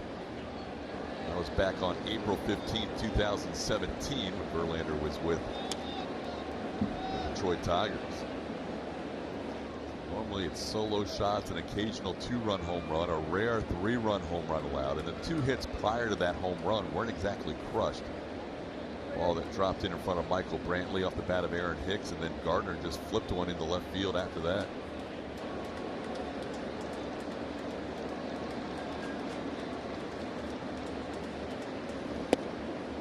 Counts 3-2 on Bregman.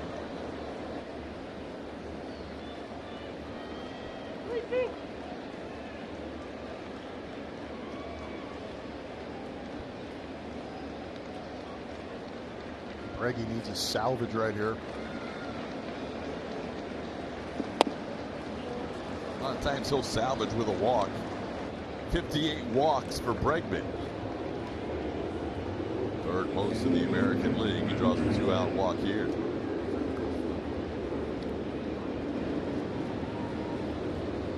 Mookie Betts has 59 walks. Mike Trout leads the AL with 68. Here's Brantley, 2 for 3. 33rd multi-hit game of the season. And a chance for his 4th 3-hit game of this road trip.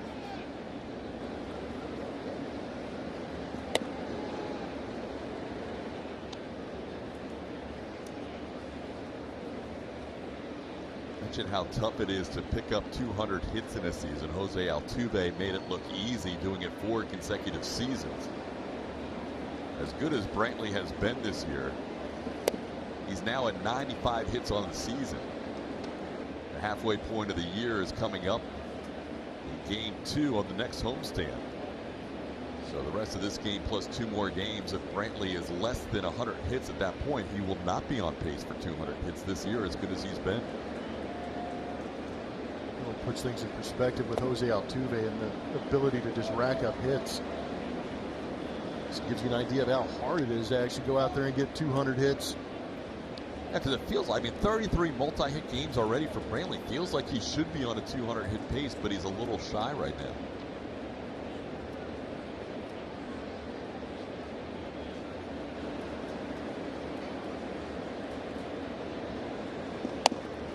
Here's the strike to him. It's 3-1.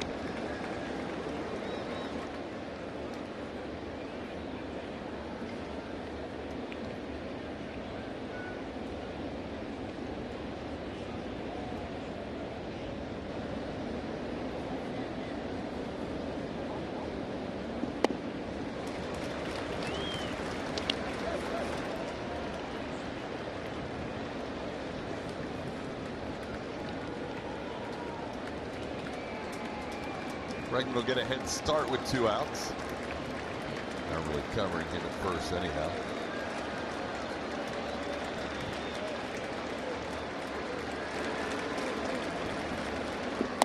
Swing and a miss. Sessa comes back to get Brantley on strikes for the final out of the inning.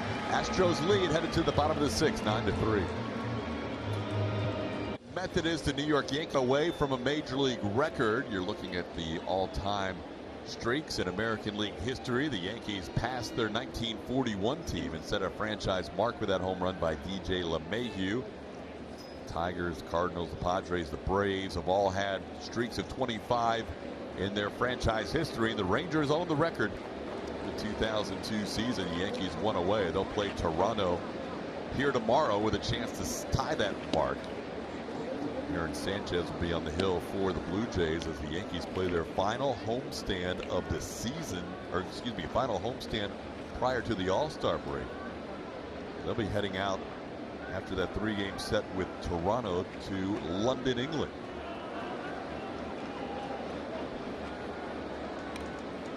Play the Blue Jays Monday, Tuesday, Wednesday. They'll have 2 days to get ready for that series against the Red Sox in London.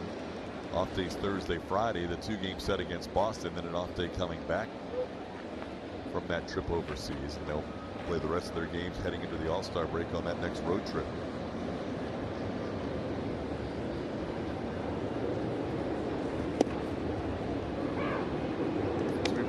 have any more home games after this homestand. They will be home because they play the Mets on that next road trip. Games will be over at Citi Field.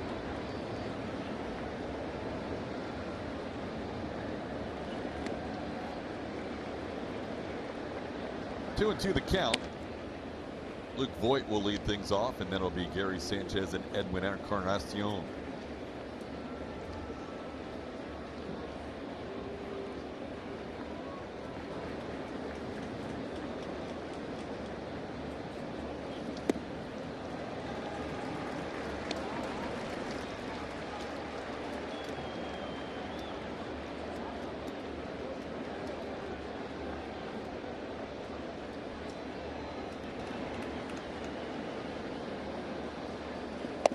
Call third strike. Voit looks at one on the inside corner. Verlander picks up strikeout number 6. Getting Voit looking to start the inning. Took a while to get there, but that was a filthy pitch. 97 on the inside corner to catch Voit looking. Outstanding recovery in that AB for Justin Verlander. Voit, who earlier added to his team leading total with 49 walks, also adds to his team leading total with his 86 strikeout. Here's Gary Sanchez 0 for 2.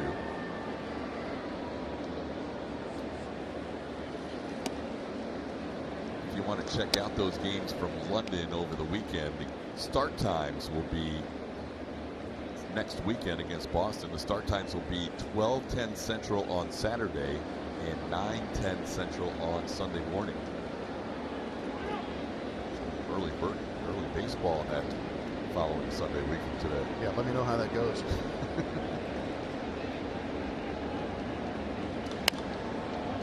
All foul out of plays 1-1.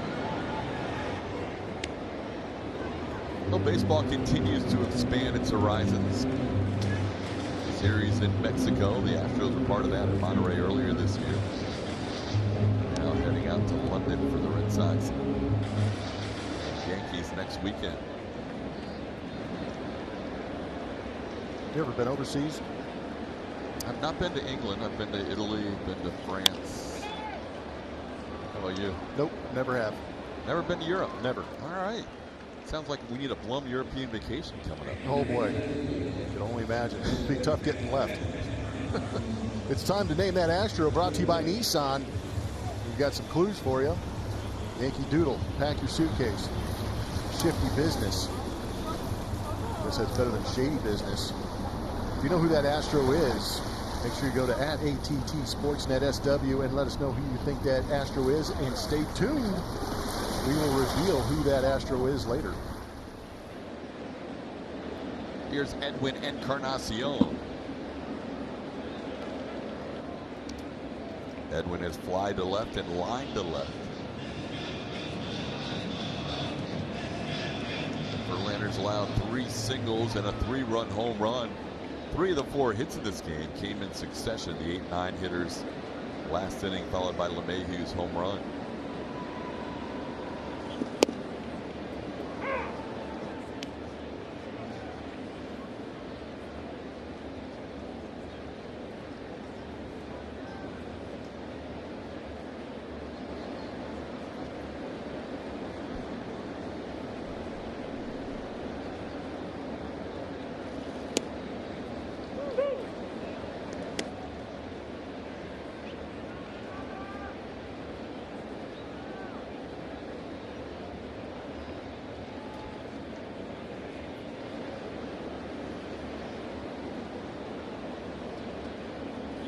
Swing and a miss. Verlander comes back with a 1-2-3 6th inning, getting 2 strikeouts in the inning. He has 7 in the game. On. It's that man-child, Yordan Alvarez, destroying baseballs and marking himself into Major League Baseball history. 7 home runs, 16 RBIs in his first career 12 games played in the show. Worth the wait getting Yordan Alvarez up here to the big leagues, and he has been nothing short of mash-tastic. Yordan leading off the 7th in a 9-3 game. He made his big league debut, Blummer, 2 weeks ago today. And he continues to lead the Pacific Coast League in home runs and RBIs. I love it when you say that. It's so good. He's tied with Tucker for home runs with 23. And his 71 RBIs still leading by a good margin in the PCL. And now just doing things that have never been done before in the history of the game. And Literally, it's yeah. said since 1920 in the game notes because they didn't count RBIs prior to 1920. And we ran into that earlier this year when Albert Pujols was going for 2,000 RBIs. And it was like, well, is he one of 3 or is he one of 5? Because Cap Anson and Babe Ruth didn't have RBIs counted before 1920, or they would be over 2,000 in their careers. So basically, it's since 1920, but you can pretty much say throughout history that nobody's done what this guy has done with 7 bombs and 16 RBIs in the span of a dozen games to start a career. And I kind of like Manchild for now, but we'll take suggestions. I know we're still formulating our favorite nicknames for this guy. So if you have anything. But that's the impression he left on you, and I agree with when you say Manchild, because he's only 20. He's just going to turn 22 here real soon. But man, at 21, setting major league records. That's why he's a kid, because he's 21. But he is a man with the numbers he's putting up. Doing things that have never been done before. Guys spend. But yeah, we're always open to suggestions. Yeah, and so at AT&T Sportsnet SW or at Blummer27 or at Real Todd Cows, we'll be happy to look at your. If you have a nickname already for this guy. 2-2 the count to Yordan, and kind of nods his head and says, all right, that was a good pitch. I like this guy's approach at the plate, and he's already he looks like he's been around the league. And that's what we noticed in spring training. It looks like he belongs here already. No, it's because he has big league professional ABs, and you always wonder if a guy is destroying AAA, will he be able to bring it here? Well, guess what? He packed that bag. He's got 30 combined home runs between AAA and the big leagues. The most home runs in professional baseball, although he goes down there to Luis Sessa, who picks up the strikeout. Pretty good slider down and in. Doesn't diminish what he's done. It's been remarkable. Got 2 for 4 today, hitting .340.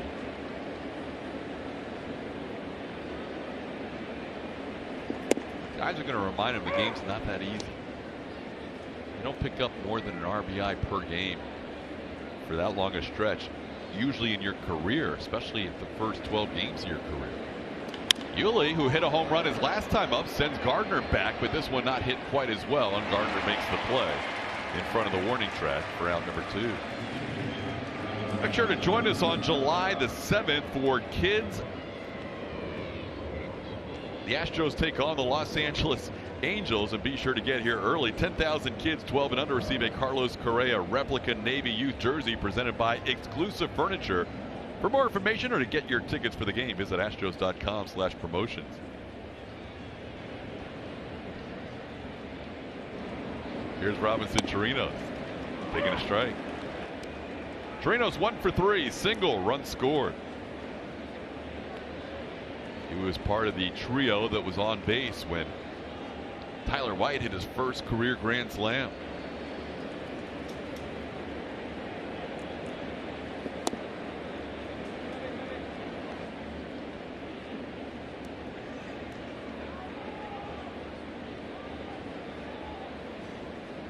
By the way, we were referencing the minor leagues a moment ago. Today should be, could be, nothing definitive, the final rehab game for George Springer for the Corpus Christi Hooks. Their game will start right around the same time our game is ending.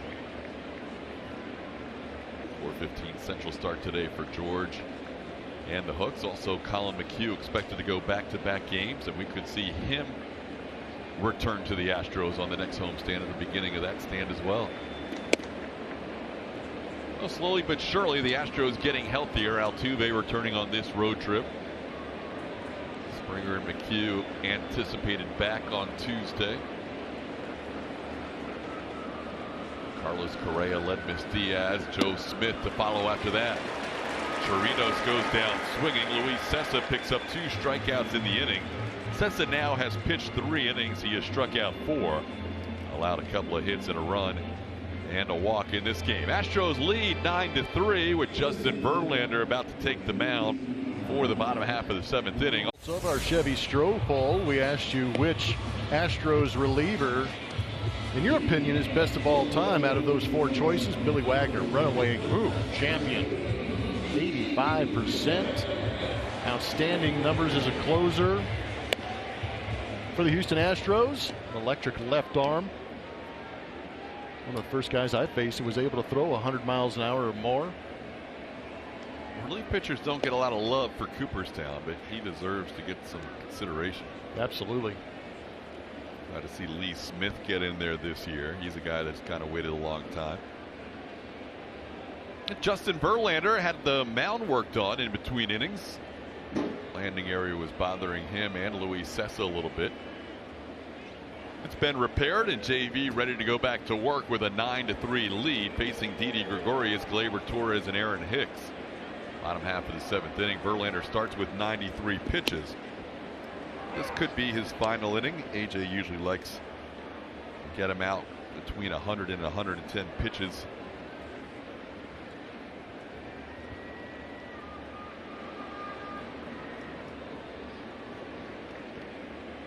Didi, a couple of strikeouts today against Verlander. Sends This one foul and out of play. It's 0-2.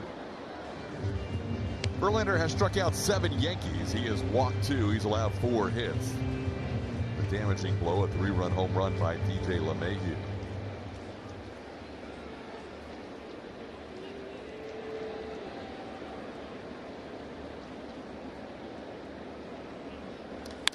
That is skied high in the air. Yuli Gurriel, Alex Bregman both shading their eyes. It's Yuli who makes the play. Pitching performance is powered by Kubota. How about Billy Wagner, that electric left arm, going 100-mile-an-hour darts towards home plate. Bobby Bowe. He was a lot of fun to play behind. Always a vocal leader in that clubhouse. Also got it done on the field. 422 career saves for Billy Wagner. That's why he was the runaway winner in the Stroh poll today. What a career he had for the Astros as Gleyber Torres takes a strike.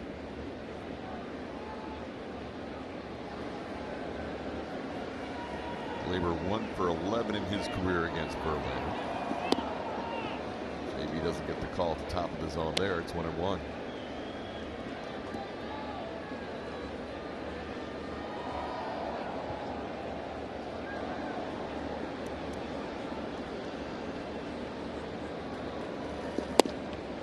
Verlander's been in command this whole game. Even the inning where he allowed the 3-run home run, it was an opposite field home run by LeMahieu. They all count here, but the previous 2 batters, Gardner just flipped a hit out to left field, and before that Hicks hit a ball. I think Brantley thought about trying to make a diving catch, and just backed off in the last second and fell in front of him for a hit.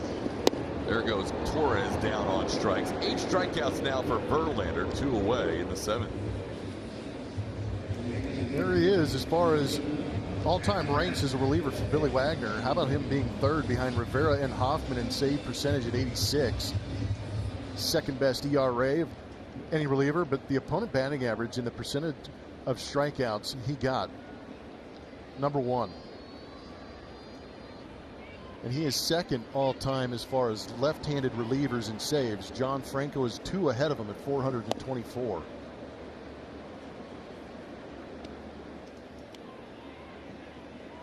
Franco got the majority of his right across the way here in Shea Stadium.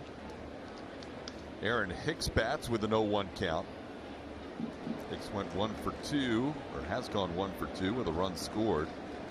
He's the one that hit that ball the other way that fell in front of Brantley to start that 3-run inning in the 5th with 2 outs. 1-1 the count. Verlander 8 more strikeouts today. He is now 8 away from tying Jim Bunning, 18th on the all-time list. And Hicks waves and misses. 1-2.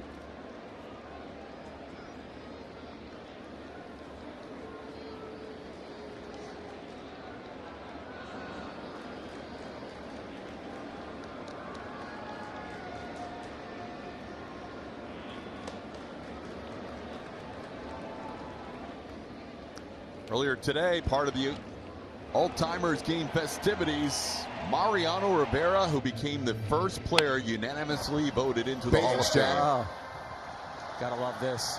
Came on for David Cone to face. Tony didn't want to face his broadcasting partner Paul O'Neill, so Mariano Rivera came in to face him and blew him up. That late cut. Cutter still plays, even in the Old-Timers games. And Mariano played a good center field and hit an inside the park home run. He did it all. For good measure. Well, I thought it was, you know, the inside the park home run is great because he never probably hit. But the one that cracked me up is when he was out there in center field and tracked that thing down and made a good play in center, because that was what he was known for, and that's what led to one of the bigger injuries in his career, was power shagging before a game. Yep. This ball hit high and deep but foul. Hicks did that in his first at bat. A little closer in that first at bat than that foul ball. Yeah, power shagging specialist Mariano Rivera. He could go get him in the outfield. But it also cost him some time too. Last major leaguer to wear that number 42 also.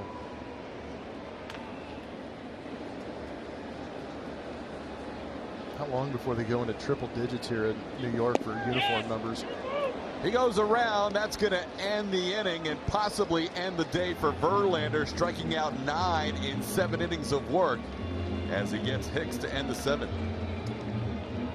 7-game losing, their longest since 2015. Also trying to win a game on this road trip as they will wrap up this trip today before heading back home. Off day tomorrow and a 6-game homestand to commence on Tuesday. 3 with the Pirates, 3 with the Mariners. Josh Reddick leads things off.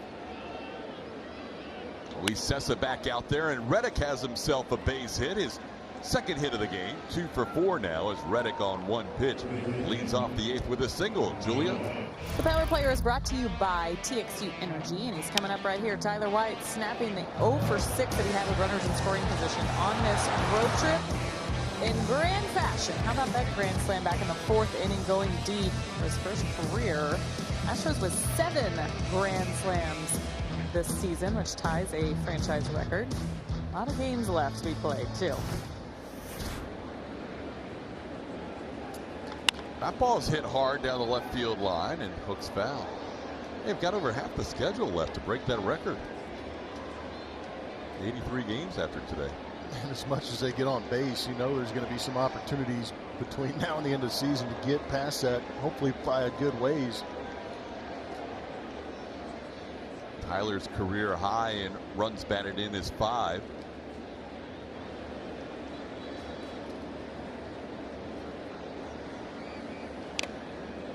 Fouls went off Gary Sanchez and down to the count 0-2. That hit by Reddick gives the Astros 14 hits today. Astros have done a lot of things well today, including scoring in the first 3 innings. They hadn't done that the whole 7-game losing streak. Tuve started it with a home run to lead off the game. Then he scored on a Michael Brantley single in the 3rd. Then the White slam made it 6-0. This ball Taylor made, and the Astros will hit into their 3rd double play of the day. They're now up to 80 on the season. That matches the Angels for the most in Major League Baseball. White gets into a double play in the 8th. Oh, bases cleared for Jake Marisnick.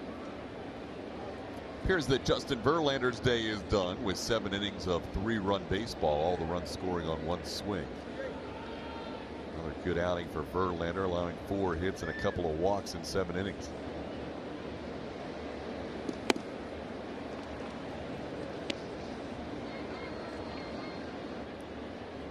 Chris Davinsky should be the next pitcher in the 8th inning for the Astros.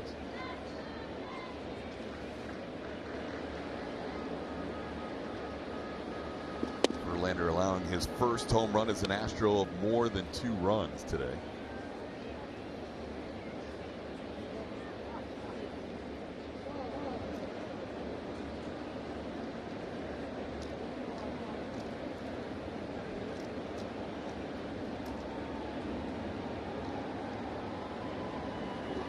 Continues to keep that whip really low too. He led the majors in whip.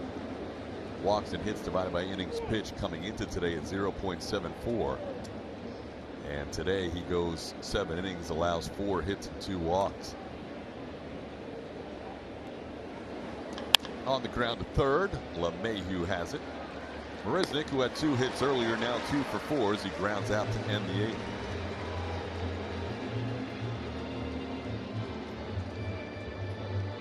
Game against the Seattle because 15,000 fans receive a Garrett Coltrane pitching bobblehead presented by Nolan Ryan Beef.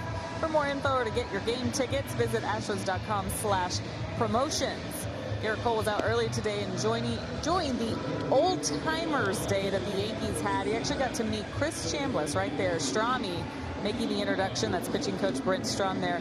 Chambliss 7 years with the Yankees, but he's actually a former UCLA Bruin, and Garrett, a big fan of him, got to meet him today. He was super pumped afterwards, very excited because the two share such a bond, and Garrett being a huge Yankee fan growing up. Remember, that was the team that drafted him out of high school, decided to turn that down and go to UCLA, but good times for Garrett Cole, who's a huge fan of the game anyway. But Strami said, I wasn't hanging around. The USC Trojan wasn't gonna, he was kind of getting uncomfortable, if you will, around all those UCLA Bruins.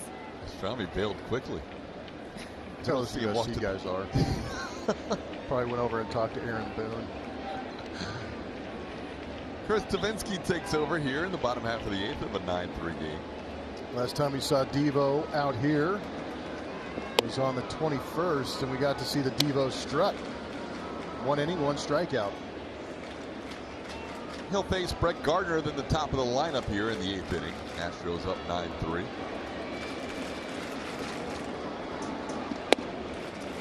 A lot of the Astros were checking out the Old Timers game.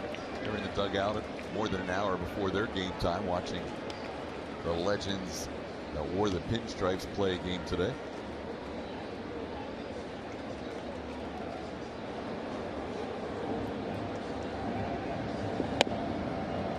Strike is 2-1 to Gardner, who has been on base twice, extended his hitting streak to 6 games when he flipped a single into left his last time up.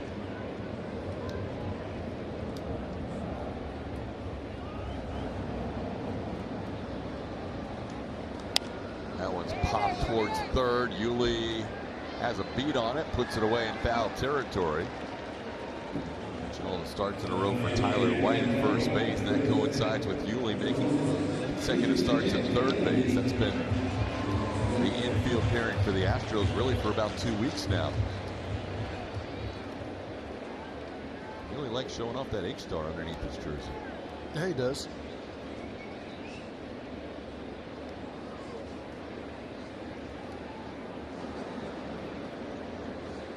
Here's DJ LeMahieu. Ball strike.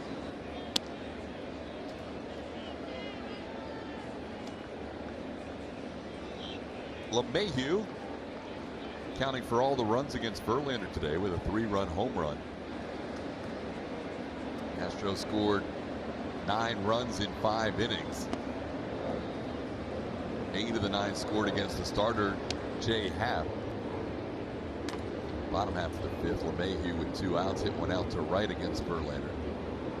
Extending the Yankees' home run streak to 26 games. David Hale looks like he'll get the ball in the 9th inning. Luis Cessa was on from the 5th inning all the way through the last inning. Jake can't make the play against the wall in right center field. LeMahieu's going to get to third. He now has a triple to go along with a single and a home run in this game.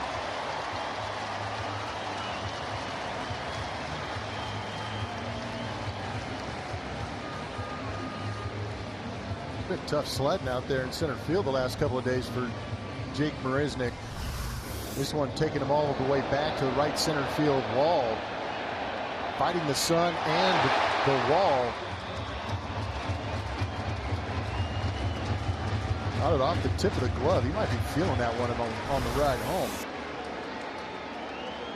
Jake committing a rare error in last night's game. It was a double error with Jake dropping a line drive and then Josh Reddick dropping a throw on the way back in.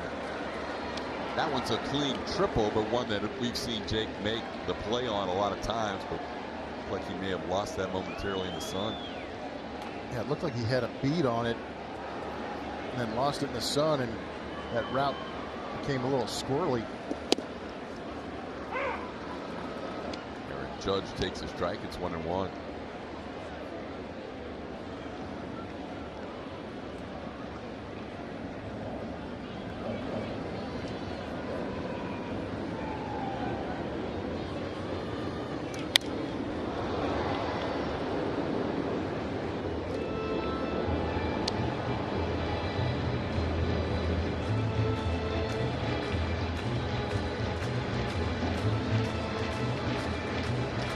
Judge 0 for 3 today.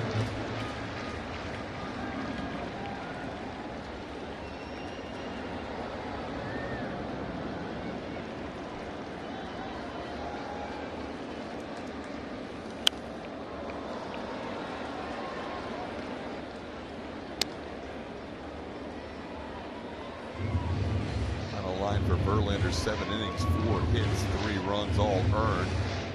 Walked a couple, struck out 9. Picked up 6 strikeouts his last 3 innings of work. Only had 3 strikeouts through 4 innings, then picked up 6 in the 5th, 6th, and 7th combined to end his day.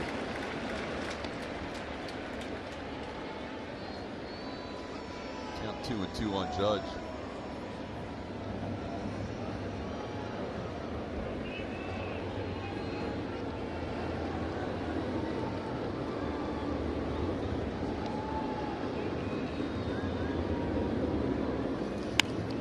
Check swing, infield back. That's going to score a run, but at this point the Astros will take that trade-off. Judge will get credited for an RBI on the ground out to Ewing. Now a 9-4 game. This week on Astros Bases Loaded, Craig and Cabin Biggio come full circle on Father's Day weekend. Julia reunites Garrett Stubbs with a catching legend and takes A.J. Hinch on a tour of the Reds Museum. All that and more this week on Astros Bases Loaded, only on AT&T Sportsnet.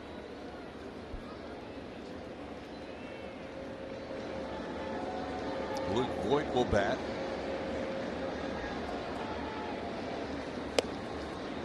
Double play, walk, and a strikeout today for Voit.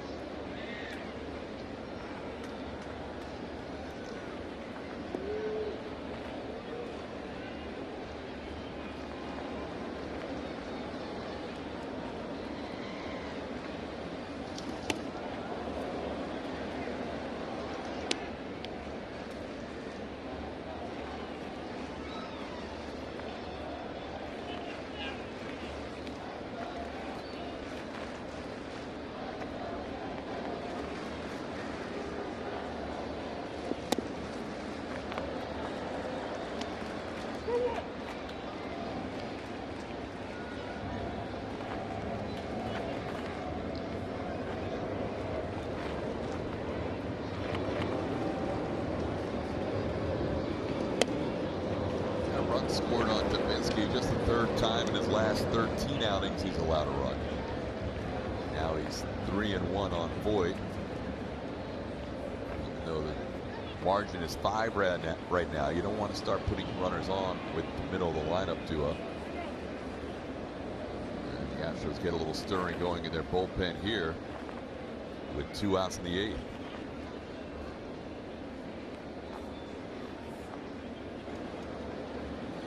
Swing and a miss. It's now full count.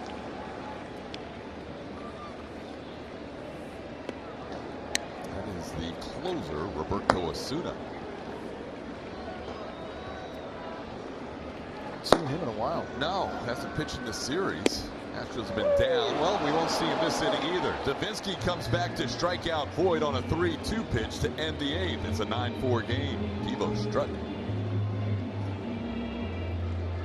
Pirates game this Wednesday and take home an Jose Altuve sliding bobblehead presented by Coca-Cola. For more information or to get your game tickets, visit astros.com/promotions. Well, after the game, there'll be a lot of potential heroes to talk about. It's new pitcher on for the Yankees is David Hale. Saw him open up this series on Thursday. Making his 9th appearance, 20 innings pitched. You've got the Tyler White story, first slam of his career. You've got the Yordan Alvarez story, which continues to amaze what he's done the first 12 games of his career. But for me, in this road trip, which has not had many bright spots, the fact that Altuve started things off with a solo home run in this game just kind of made everything feel okay again for a little while. It was a sigh of relief and maybe a realization that, hey, we can go out and do this again today, because they have been demoralized. It's the first time in the road trip the Astros scored first. First time in the losing streak they scored first in the game. And it just kind of set a nice tone for what was to come. And then his second at bat, turning a single into a double, and then scoring on a 2-out hit by Michael Brantley. That was a big moment too for the Astros to tack on another run for Verlander. And then the big slam by Tyler White, and then the 2-run home run by Alvarez, followed by Yuli Gurriel. Back-to-back home runs from the Cuban connection. Altuve provided a big spark with his 12th career leadoff home run. Still has a ways to go to catch Craig Biggio and George Springer, but as leadoff home runs go, that was a big one.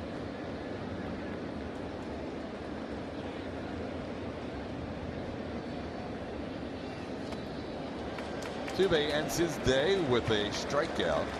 He goes 2 for 5, home run double, and strikes out here to start the ninth.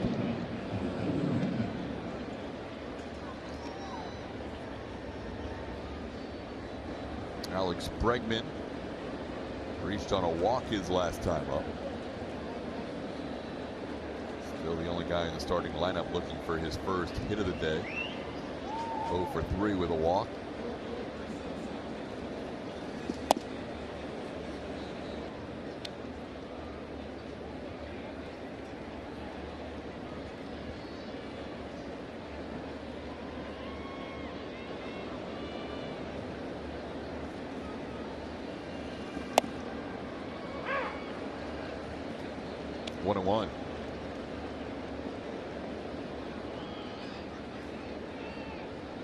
Is he bringing back the fuzz on the upper lip? Oh, yeah.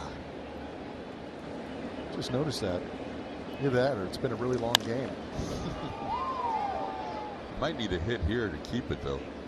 A lot of pressure.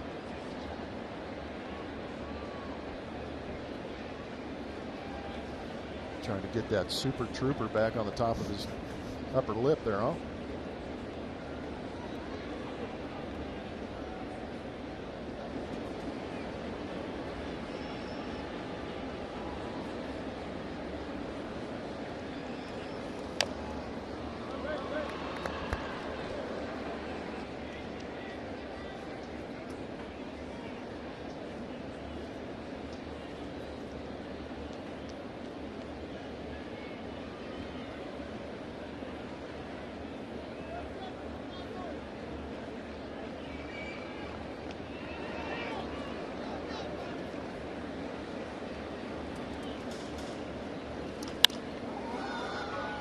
In right field, Judge is there. 2 away. It's time to name that Astro, brought to you by Nissan. We gave you a couple of clues. Yankee Doodle, pack your suitcase, shifty business. And who is it? Joe Espada. Played for 7 teams in his 10-year career, current bench coach. Also known as Sir Shifts a lot.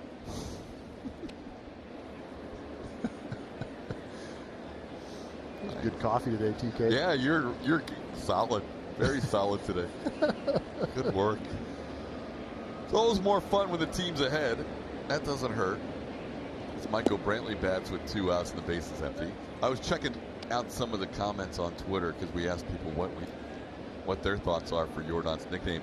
I will say this: there are some very creative viewers out there. Yes, some really good suggestions. Really good suggestions. A lot of them like what you originally called him, or one of your original nicknames, Air Yordan. Yep. And a lot of people like the man-child also, but there are some also other new additions that people are giving us. So we'll take them coming. Take them all in consideration. We have an off day tomorrow, so we can check them out. Well, as many home runs as we hope he hits, even more than the 7 we've seen already. May have some opportunities to use a lot of them. It's too late to get him into the home run derby, right? I don't know. We can sign a special petition, can't we? I mean, there's probably a lot of people around the league, let alone in Houston, that want to see him do some damage out there in Cleveland. Frame job, 3-1. Yeah, good job of knocking that strike down.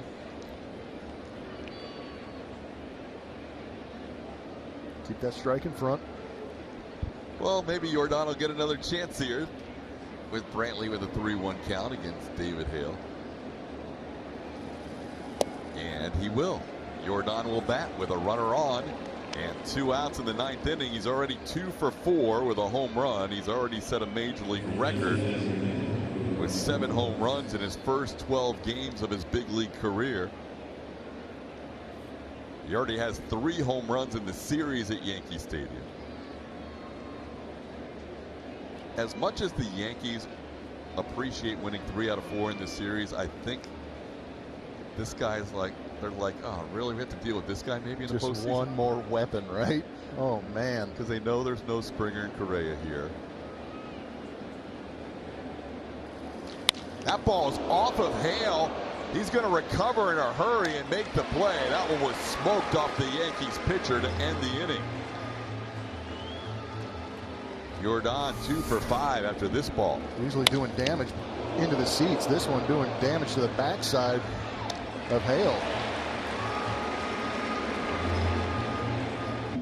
Astros baseball on AT&T Sportsnet is presented by Toyota. Let's go places. And by Gallery Furniture. Gallery saves you money and delivers today. We head to the bottom half of the 9th inning. We haven't seen this guy in a while. 9-4 game. He would really appreciate having a clean inning. Roberto Osuna into this game, 3-1.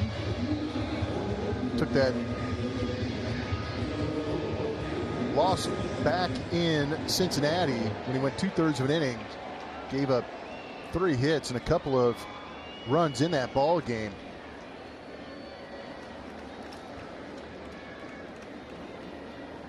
Osuna now will face Gary Sanchez, Edwin Encarnacion, and Didi Gregorius.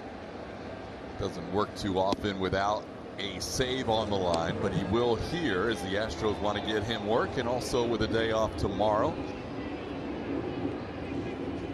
Know that Roberto Osuna will probably get into this game if at all possible today, so he doesn't sit for 5 straight days since that walk-off. You want to get the taste of that walk-off out of your mouth as quickly as possible. Even though it's not a save, AJ going to him here in a 9-4 game.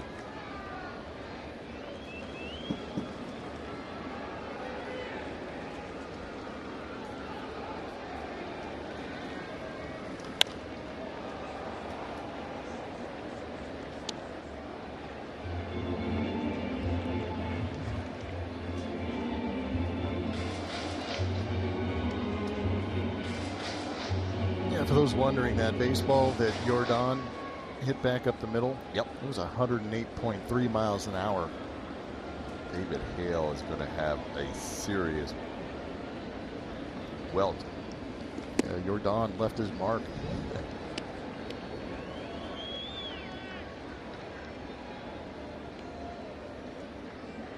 Two and 2 the count to Sanchez. So Yordan in his first series against the Yankees ends up 6 for 18.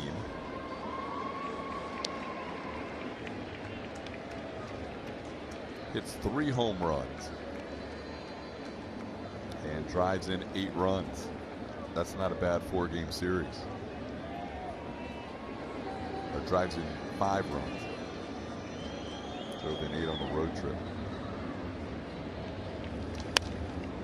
Pop up, Altuve drifts back. Jake coming in, and nobody catches it.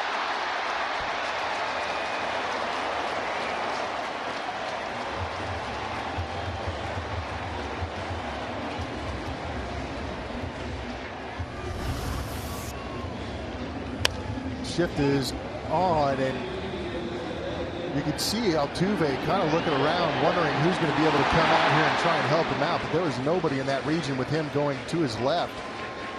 Ultimately, you would like to have Jake Marisnick be able to hustle in and make that play, but it was a long way for him to get in.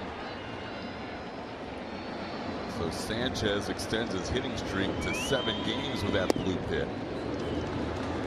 Here's Edwin Encarnacion.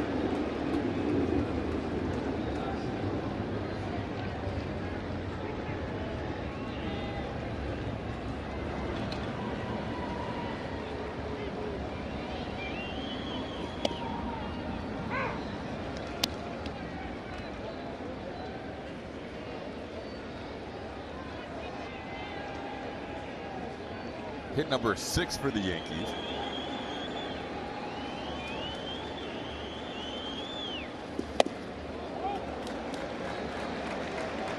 Two and one.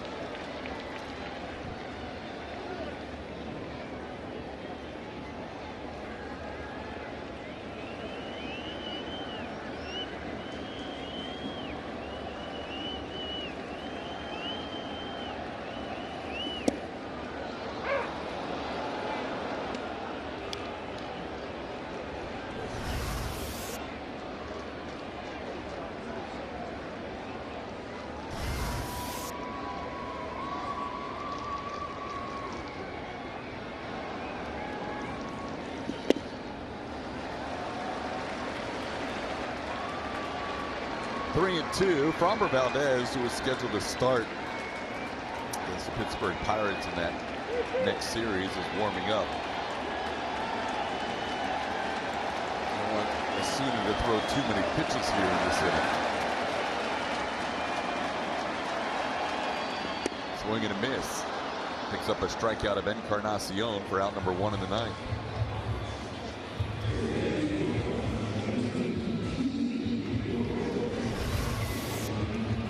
Fastball fooled Encarnacion, who was well late on that heater.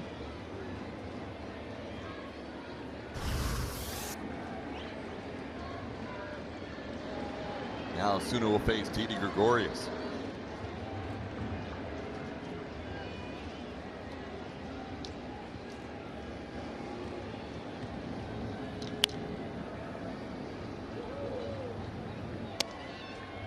Make sure to stay tuned for the Astros post-game show following our game, presented by Whataburger. Kevin Eschenfelder, Mike Stanton will host the Great White, Tyler White. Opposite field grand slam. Yordan Alvarez continues an amazing 12-game stretch to begin his career. And for the first time in a long time, we can say the Astros scored early and then kept tacking on runs. Julia will gather interviews in the Astros clubhouse.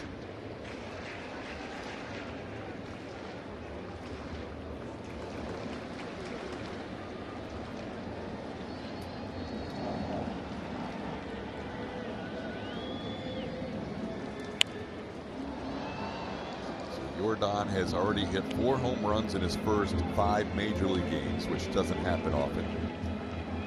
First Astro player to do that, in the 4th in MLB history. And now his first trip to the Bronx, homers in 3 of the 4 games he plays in, so obviously he doesn't mind the bright lights of New York City either.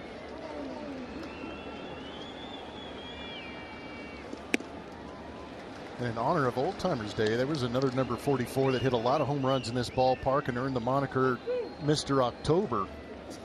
Yordan donning that number 44. Maybe it's the combination of that number in this stadium. But he was not daunted at all.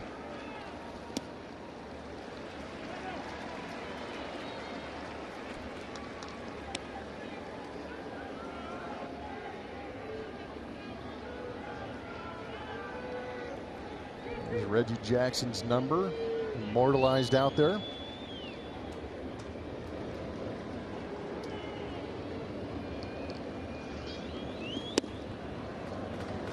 Home runs and 7 runs batted in the 4-game series. Now Didi with a count of 3 and 2. Back-to-back full counts here from Osuna.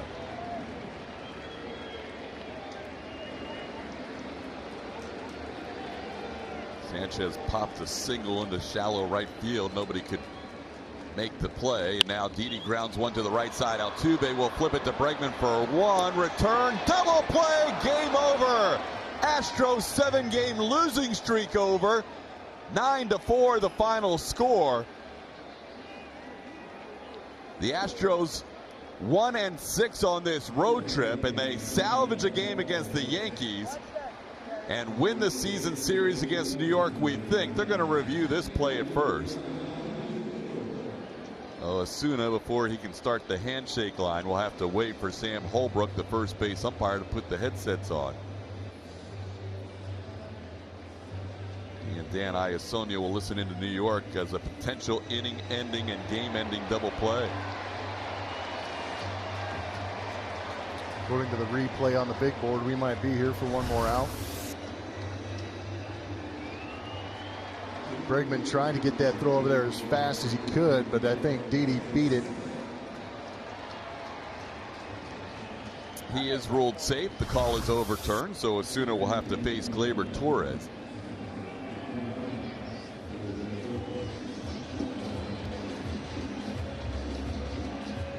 Tough turn in the shift. The shortstop Bregman had to head to the bag and then kind of regather his momentum, stop and take that throw from Altuve to make the play.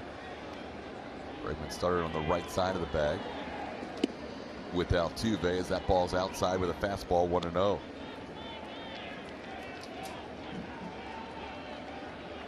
Torres 0 for 3, a couple of strikeouts today against Verlander.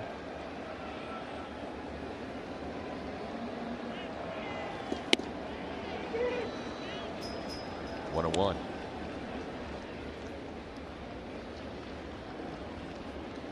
Verlander for 7 innings, Chris Davinsky for the 8th, and now Roberto Osuna trying to finish things off in the 9th.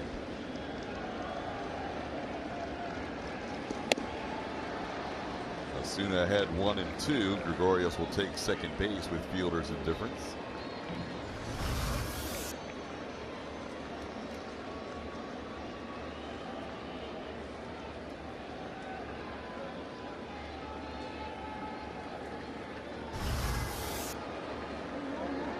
With that leg kick, and Osuna try to throw him off with that double pump on the delivery.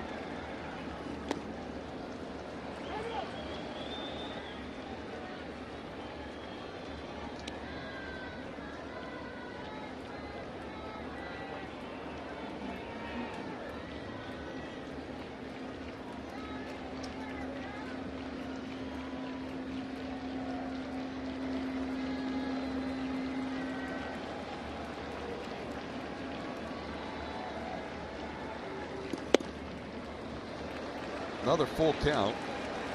That's the 3rd in a row for Osuna, who's throwing more pitches than he would like in this inning. He will be making his 25th pitch in the 9th inning with the next delivery.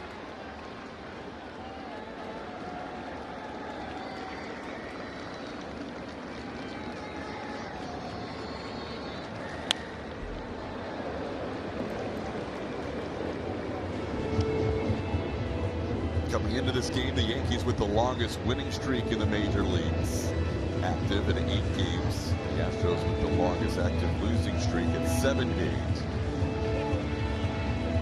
Osuna trying to end both of those streaks with one more pitch.